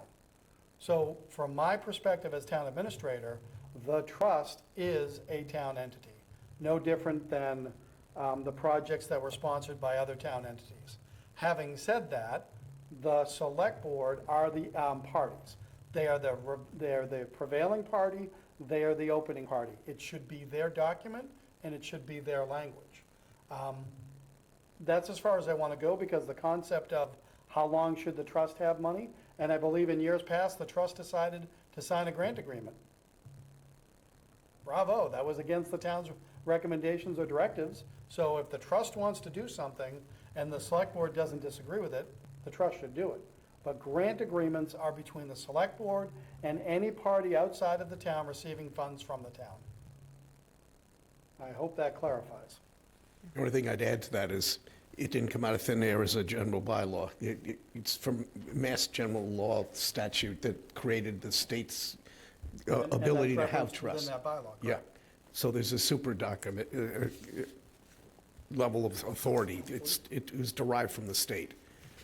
It exists because the state empowered it to exist. So Pete? Thank you, Mr. Chair. So I think one of my questions was just answered, which is historically, the trust has signed an agreement. Not, no, not all the Not time. consistently. Not consistently, consistently. okay, thank you. As far as, and I know they're somewhat tied together, but two separate questions. Regarding the 3-year rescission, Dave, did I hear you correctly that that's a local CPC policy, Yes, voted on only by the CPC? yes. So in which case, it probably isn't a discussion we need to have at this point, but it sounded like you were asking us if the 3-year rescission needed to be included somewhere. If that's your policy, Reference to the trust. correct, but I'm saying, but if that's your policy, then we didn't vote to have a 3-year rescission, so that would be up to you folks to modify or rescind your own policy, Okay, it's your In my- grant agreement. in my opinion. No, agreed. But we would have to But sign that's where I'm the- going back to, right? Okay, It's your recommendation to us. Yes. And that's what you've included. Clearly, you've had no objection to it. I think I did hear something last time around, but I think it had to do with the trust. So, again, I think you folks need to bring a recommendation to us, if you don't already have one, on that 3-year rescission piece. Pete, before you go any further, though, when they had voted to do that, it required So it our did vote come of before this- approval. it did. To So it actually wasn't- create the grant agreement, and we did not do that. I'm sorry if I interrupted. You could say it one more time, and I'll shut up. It required our vote to validate their signature for the trust agreement, and we voted to not sign it last year. The agreement, The agreement that the trust was willing to make. okay, back to the trust. yeah. So the trust But my question- required our approval of the grant, But my- for the reasons that the administrator. Understood, but pitched. my question goes back, and I'm only speaking specifically to the 3-year rescission piece. Okay. Did the select board ever vote to approve and or deny that policy? It was never brought before us. Correct, okay. So, although this is only tied right to the trust tonight, as we're speaking about this, again, I go back to, that's a local CPC policy that you folks made, so it's up to you to make a decision or recommendation to us, whether it's regarding the trust or any other entity.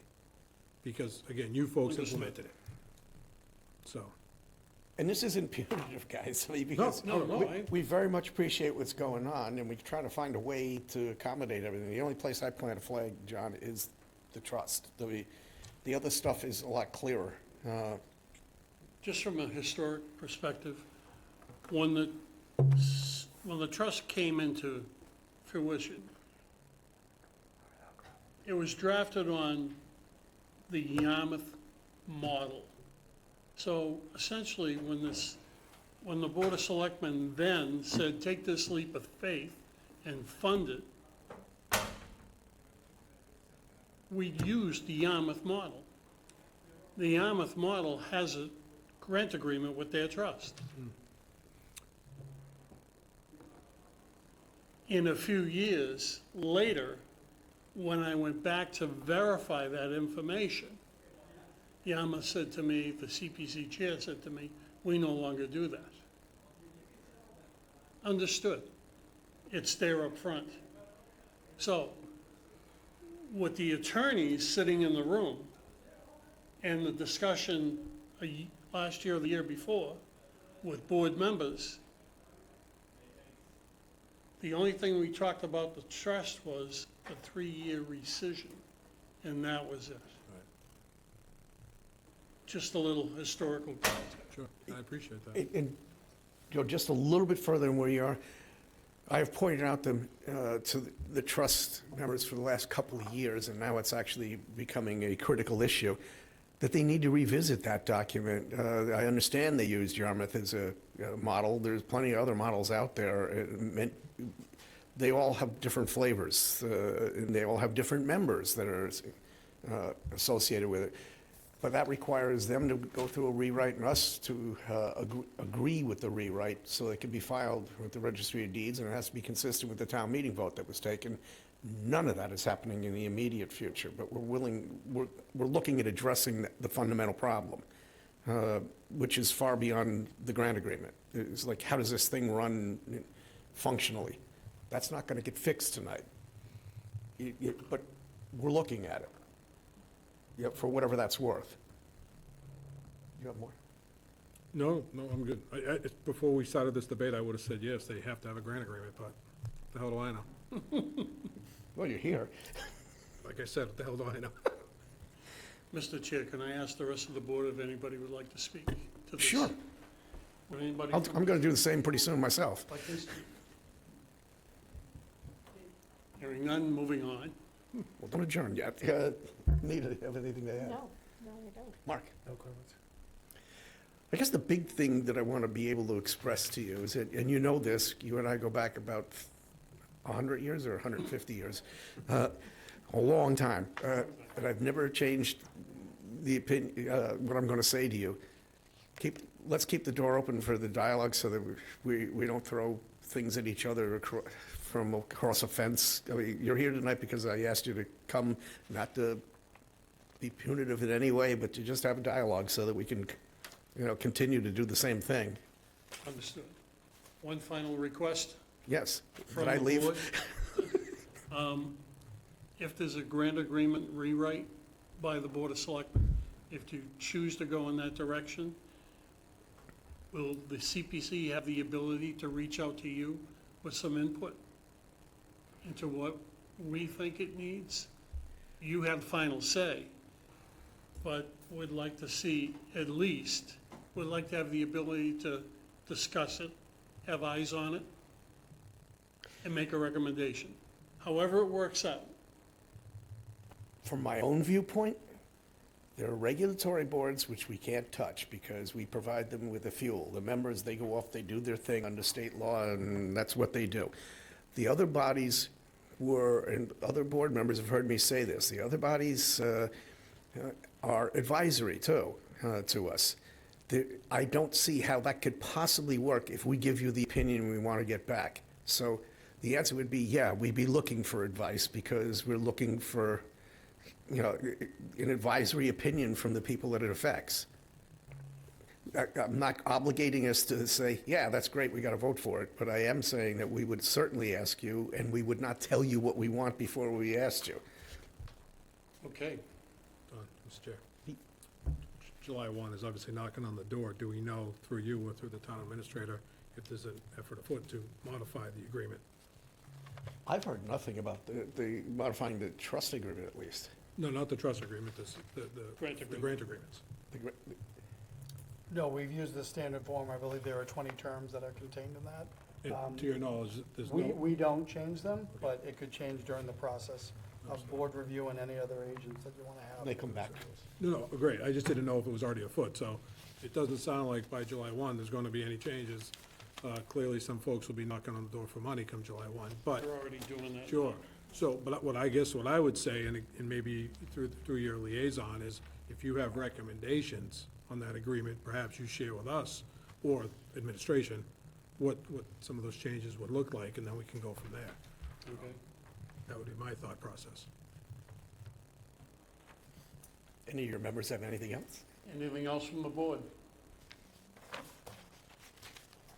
No, guess, we're all set then. And your initial request is heard, and we'll do it. When we get to the point where there is a finality to what those figures are, you will get that too. But thought that you should get what you needed right away before that even happens, so that you could get some idea of what you're spending. Thank you for that. Okay, I move we close Excellent. the CPC meeting for this evening. the joint meeting with the Board of Selectmen. The joint. Can I have a roll call vote, please? Mary Beth Leskey, aye. Aye. John Ketchum, aye. Dave Nixon, aye. I didn't even have to introduce him. All I had to do was the roll call vote. Well done. And thank you All for, right, thank you for very coming much for in. your time, folks. Appreciate your time.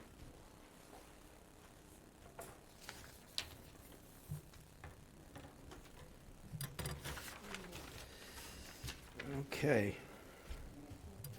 We're up to the compensation tables.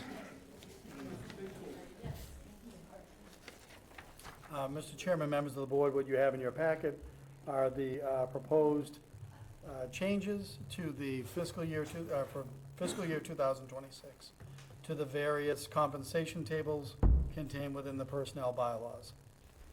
Staff recommends approval. As you know, the 4% was appropriated at town meeting. Personnel bylaws is unlike collective bargaining, there is no negotiating. The funds are available and staff recommends the changes as presented. Mr. Chair, I move that we approve the fiscal year 2026 compensation table for personnel bylaw positions as printed in the agenda. Per the recommendation of administration. Exactly. Second. Okay, it's been moved and seconded, per the recommendation of administration, to accept the table as printed. I might also point out, for those people who have vague memories of such things, that we had talked about amending the table itself by adding another step, and that isn't what's going on tonight. Correct. We're However, I'd just like to see adjusting that- the numbers. I'd like to see that fire started sooner than later. Okay. Okay, any further discussion about the table? All right, all in favor? Aye. Any opposed? It's unanimous. Thank you. Mr. Chairman, if I could, next, speaking of grant agreements, so, sorry. Mr. Chair Pro Tem, you will have to address, because I have a conflict of interest here as one of the requesters. You have to grab the gavel, it's a big thing. So I will be in the When other does the pay room. raise go into effect? It's a different agenda topic. Do you want the gavel? Mr. Vice Chairman, members of the board, under new business B is the recommendation for the fiscal year 2026 human service grants. As you can see in the memorandum provided by staff, our Director of Cultural Affairs worked with other staff members to review all the applications, and what is before you is recommendation for your approval for that fiscal year 2026. Excellent, thank you. I'd entertain a motion. Mr. Chair, or Vice Chair, I move to approve the fiscal year 2026 Human Service Grant recipients. Second. Motion and a second, any discussion? I would just say, very nice job from the staff. I read what you wrote, and compliments, well-written, and most of the people who have applied, I can see the real need for it, so I just wish we could give more, but we can't, but anyways. Thank you. Nope. Just so you folks know, I'm actually going to vote against it, and it has nothing to do with the efforts put forth by the folks in town. I appreciate all the effort. I appreciate all the work that these applicants do. Specifically, the reason I'm going to vote against it is looks like $7,500 going towards the Housing Assistance Corp., and their request was for $9,000. Again, nothing wrong with the agency itself, but I know that they've received some significant funding from other sources throughout the year, and I think that $7,500 could be better dispersed to some of these smaller applicants that could benefit from those funds. So that would be the reason I voted against. Again, nothing to do with the staff recommendation. I appreciate their time. No other discussion? All those in favor? Aye. Aye. Opposed? Aye, 2-1. Thank you. Mr. Vice Chairman, recommend approval of the next item, simply that. Entertain a motion? No, you're back. We're just trying to get it done before you get back to your chair.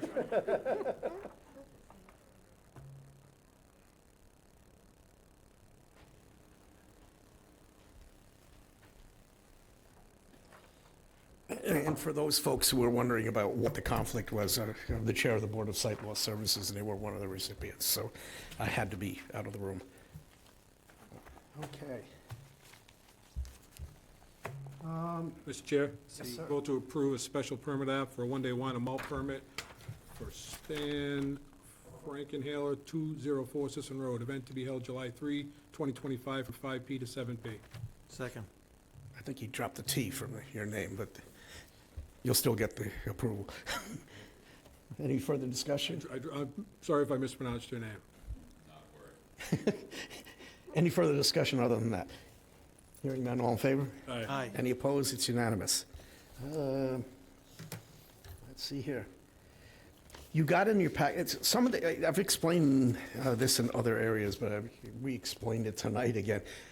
There's some stuff that I feel like we were off the rails on.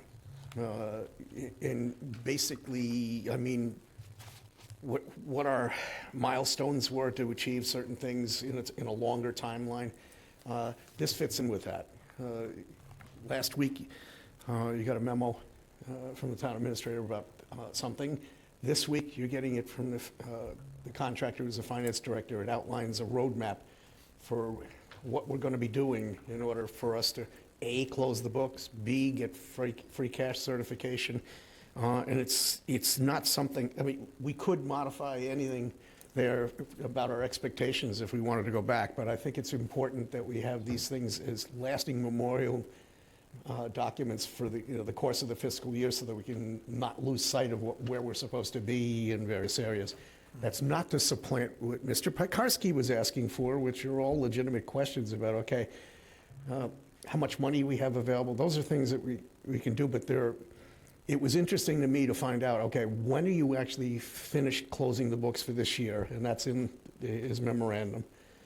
And when is it likely that we're going to get free cash certified? And it's not going to be acceptable this year to go into December. So I believe that at least the two critical things are demonstrated in that, but this is more of a memorial document that's going to be brought up more than once, to see whether we're hitting key dates. Any discussion relative to what we got here?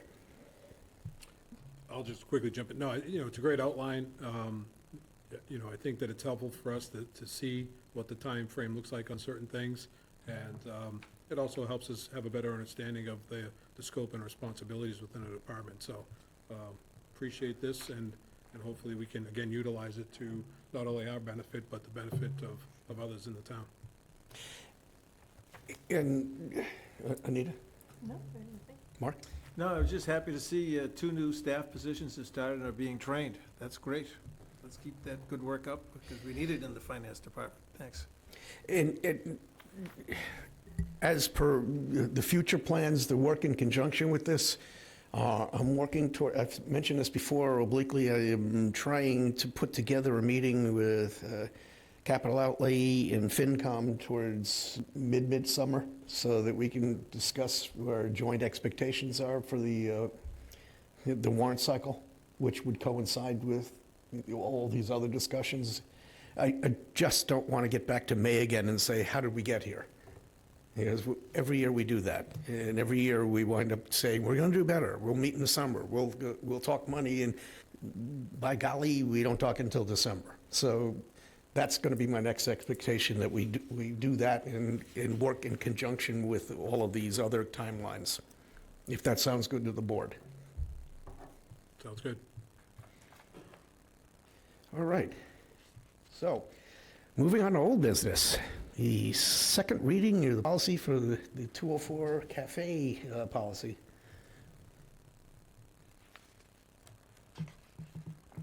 Has everyone had an opportunity to read it? Yes. Comments? No, I appreciate the addition of item 20, number 20, which we talked about last time, so that's great. Otherwise, I don't have any other comments. No, it looks good. Thank you.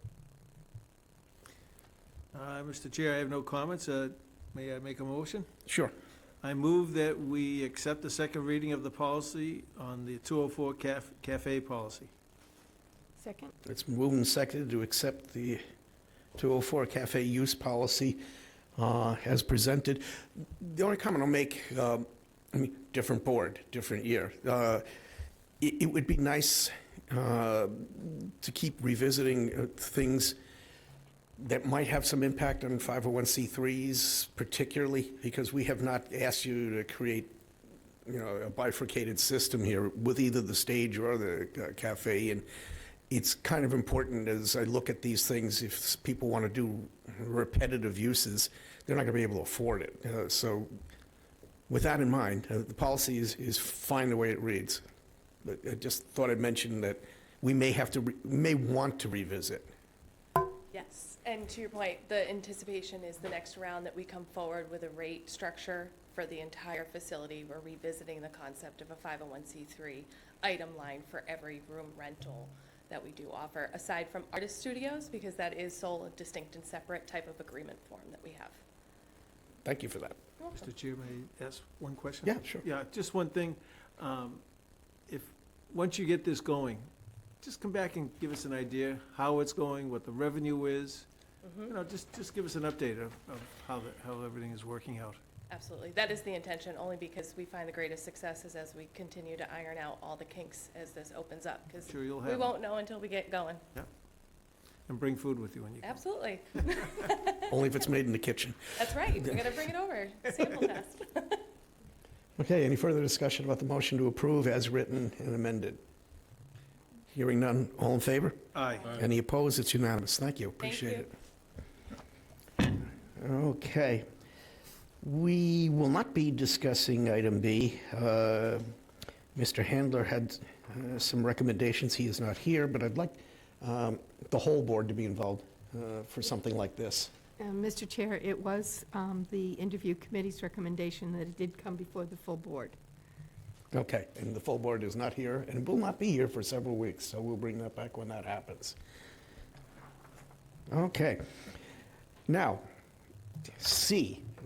I just want to say this up front because there was some discussion and some heavy lobbying both on the board and at the podium relative to this. Two things. We have a bylaw in this town that requires, it doesn't suggest, it requires that we review legal counsel and affirm it each year after the first of the fiscal year. That much is not up for grabs as a endeavor. More importantly, and I'm not going to get the town administrator into this too deeply, all I want to know is, if I were to ask you for any contract that we put out and was signed by the town and legal representation over the last 8 years, could you find one? If I were to find it, it would be in the accounting department. That's where all contracts are supposed to be filed. But to my understanding, we haven't actually done anything relative to an RFP in many years. I'm not aware of any RFP efforts in the last 6 years. Okay, and I can go back further than that, so. I'm just mentioning to you folks, it's on the agenda so that we could run past this again, because there was a lot of somewhat heated discussion about whether we should stick with the people we have or not. That's premature. We need to be able to explore what our options are, because A, we have to vote every year to affirm legal representation, and B, we have not put out an RFP in many years, and I think the time is right to do that. May wind up with the same council again, if that's the desire of the board. But there's no way of knowing that until we actually do something that's required of us to do. So you can make comments, but this isn't designed for a finishing thought. We have to put together an RFP, is really what I'm saying.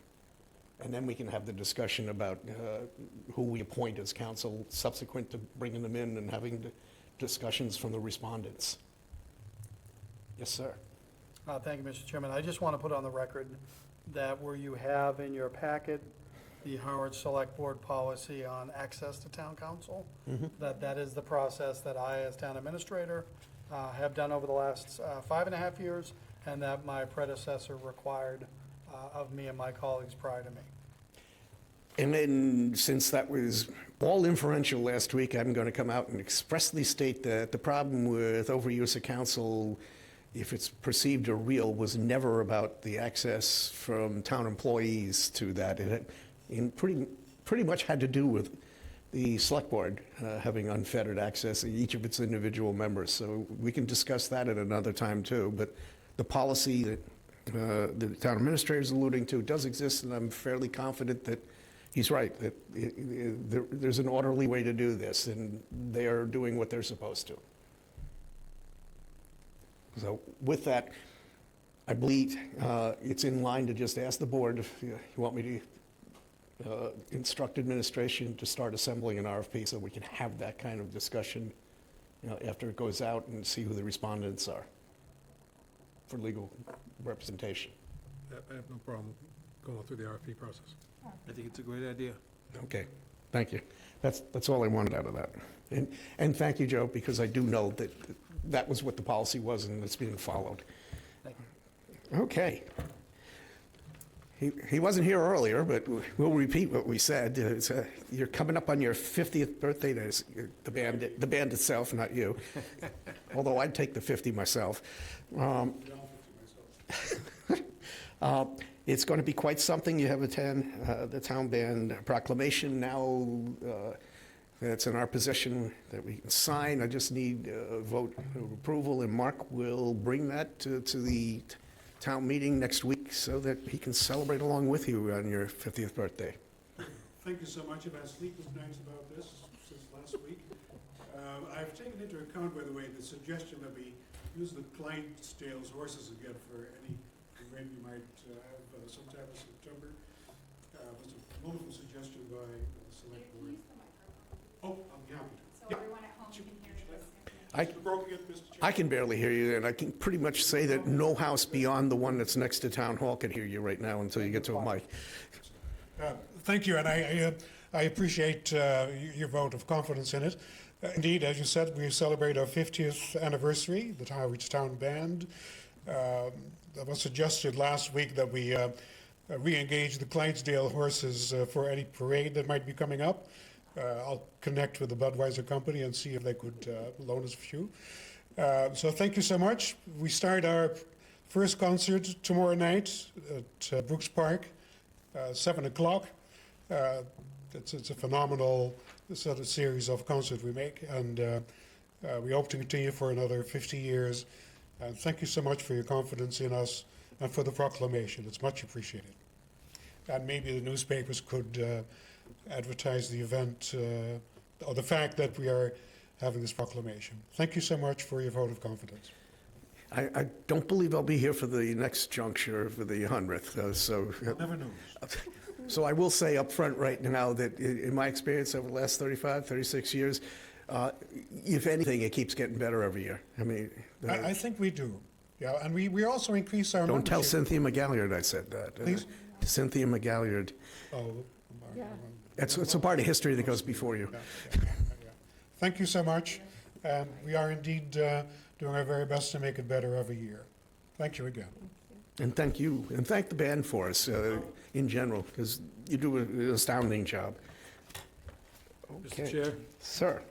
I make a motion to designate July 1, 2025 as Harwich Town Band Day. And send a proclamation therein. I'm going to exclude the Clydesdales. Second. Actually, they're owned by a foreign entity now. They don't have the Clydesdales anymore. Any further discussion? All in favor, then? Aye. Any opposed? It's unanimous. There was some horse trading done for the next part of this.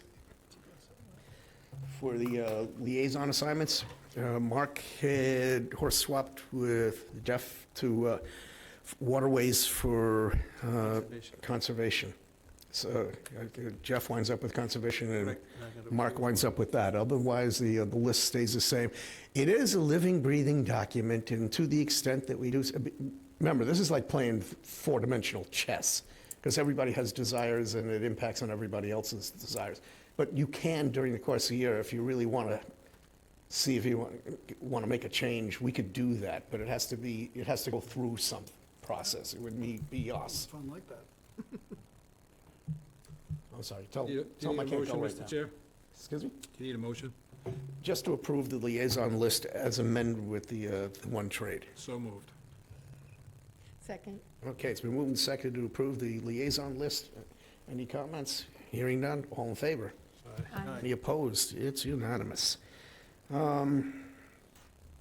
Okay. Joe, if you want to walk us through the contract amendment? Yeah, so the first one is in a change order, amending an existing contract with Rise Engineering. The amendment is in the amount of $27,704. The original contract was executed in April of this year, an amount of $140,598 for the replacement of condensing units at the community center and the cooling coils on the rec and council on aging wings. The units will be replaced with the new heat pump systems. The change order is requested in order to tie controls into existing building management system, which was not included in the original. The change order is essential for remote control adjustments and troubleshooting requested repairs. Staff on all levels recommends approval.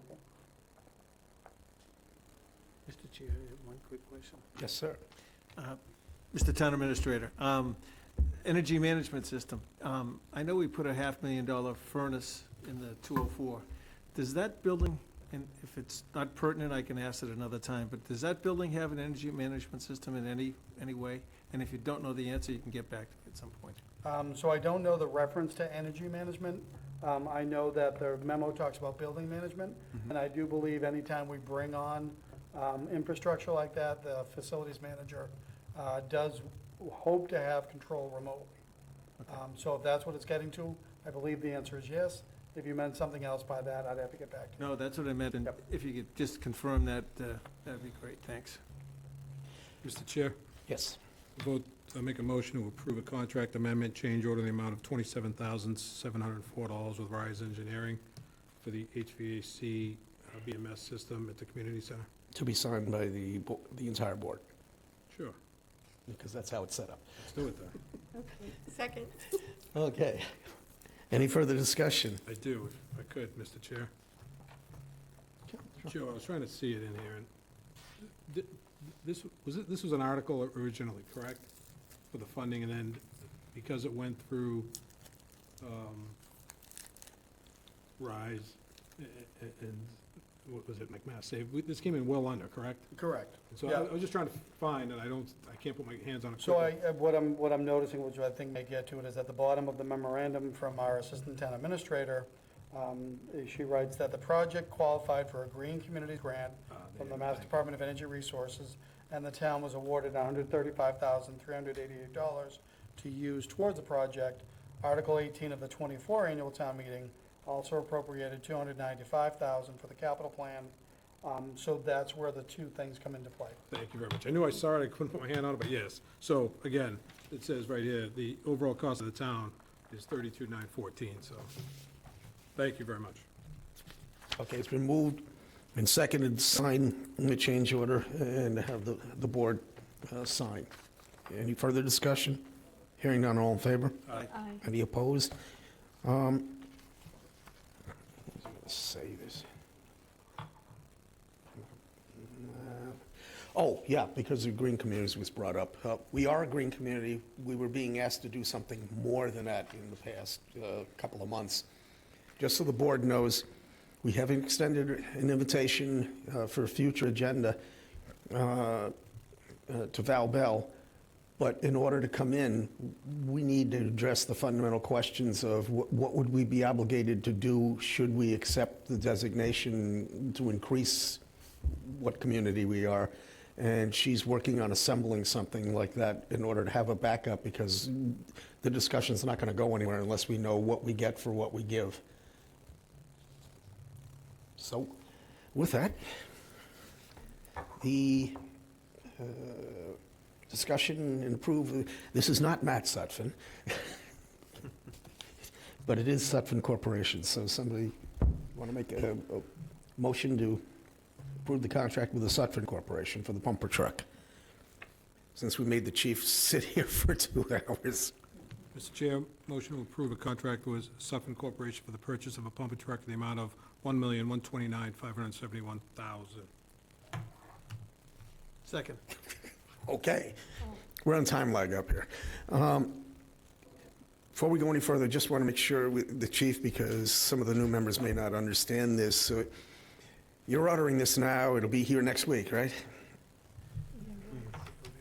Just so the public understands what's going on. The time lag is amazing. Real quick, in the sense of time for everybody, David Blank, Fire Chief. So normal build time for this is 10 months. We're looking at 29 to 31 months. We probably won't do our pre-construction with them for upwards of a year, which normally we would do in July or August. So this is a industry-wide problem. This is what we're facing with the ambulances, which will probably be on the agenda in a week or two.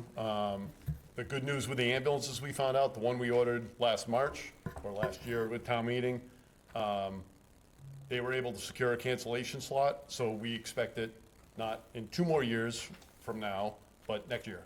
So that will really help, because we're bumping up 3 ambulances that are plus 150,000 miles that we are. And I can't speak enough to Kyle Edson and what DPW does, keeping the fleet running.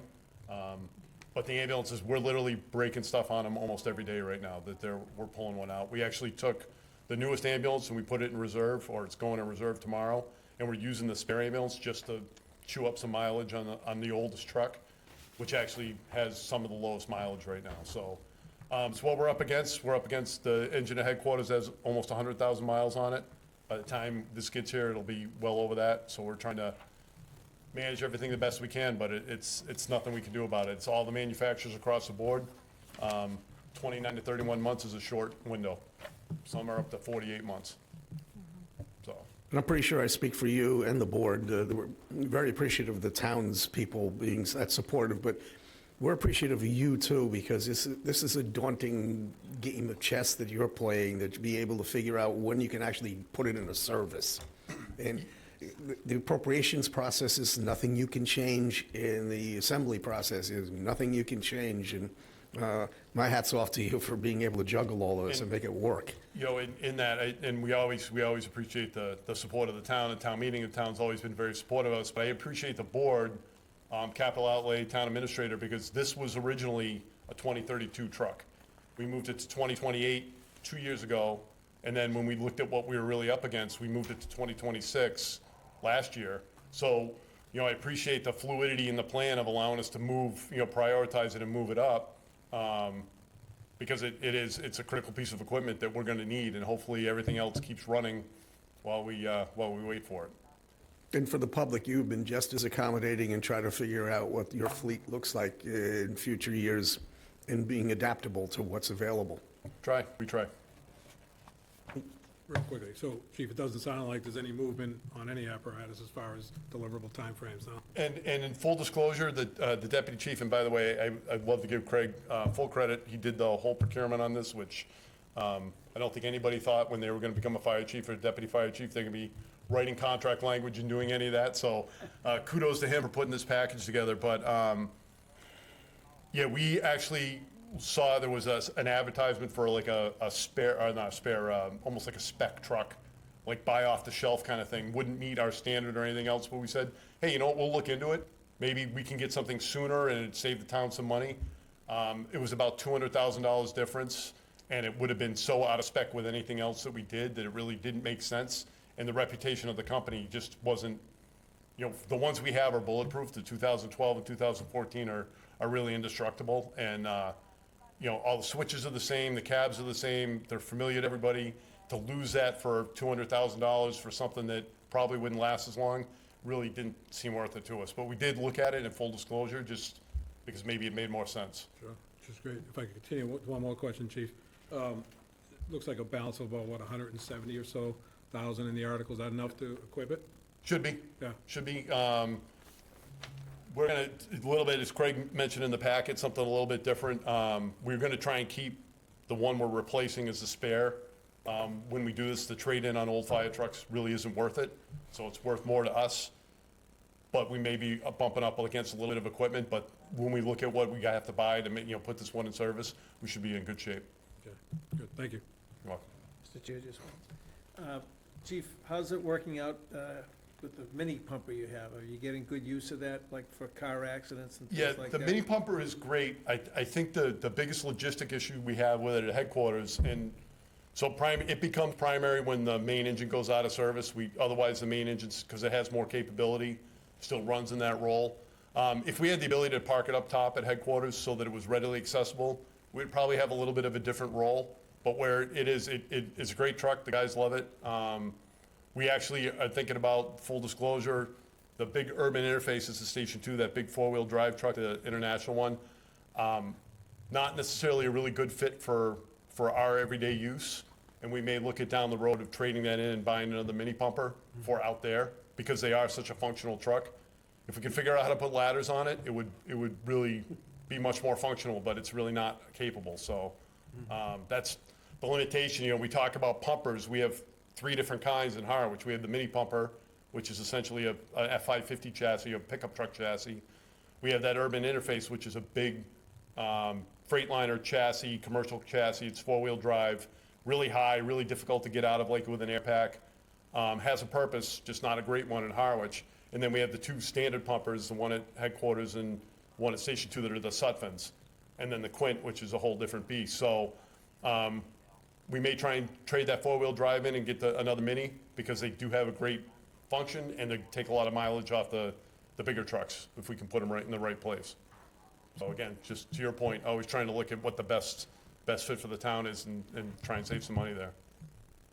Terrific. Any other questions?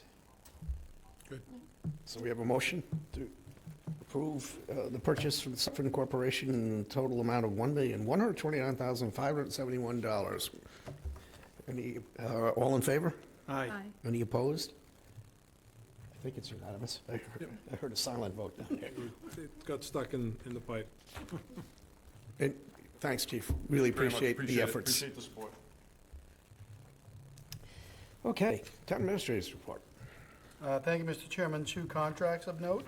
The first is a contract with the Colonial Municipal Group, which is for the purchase of an F-250 Ford pickup truck for the Harbor Master Department.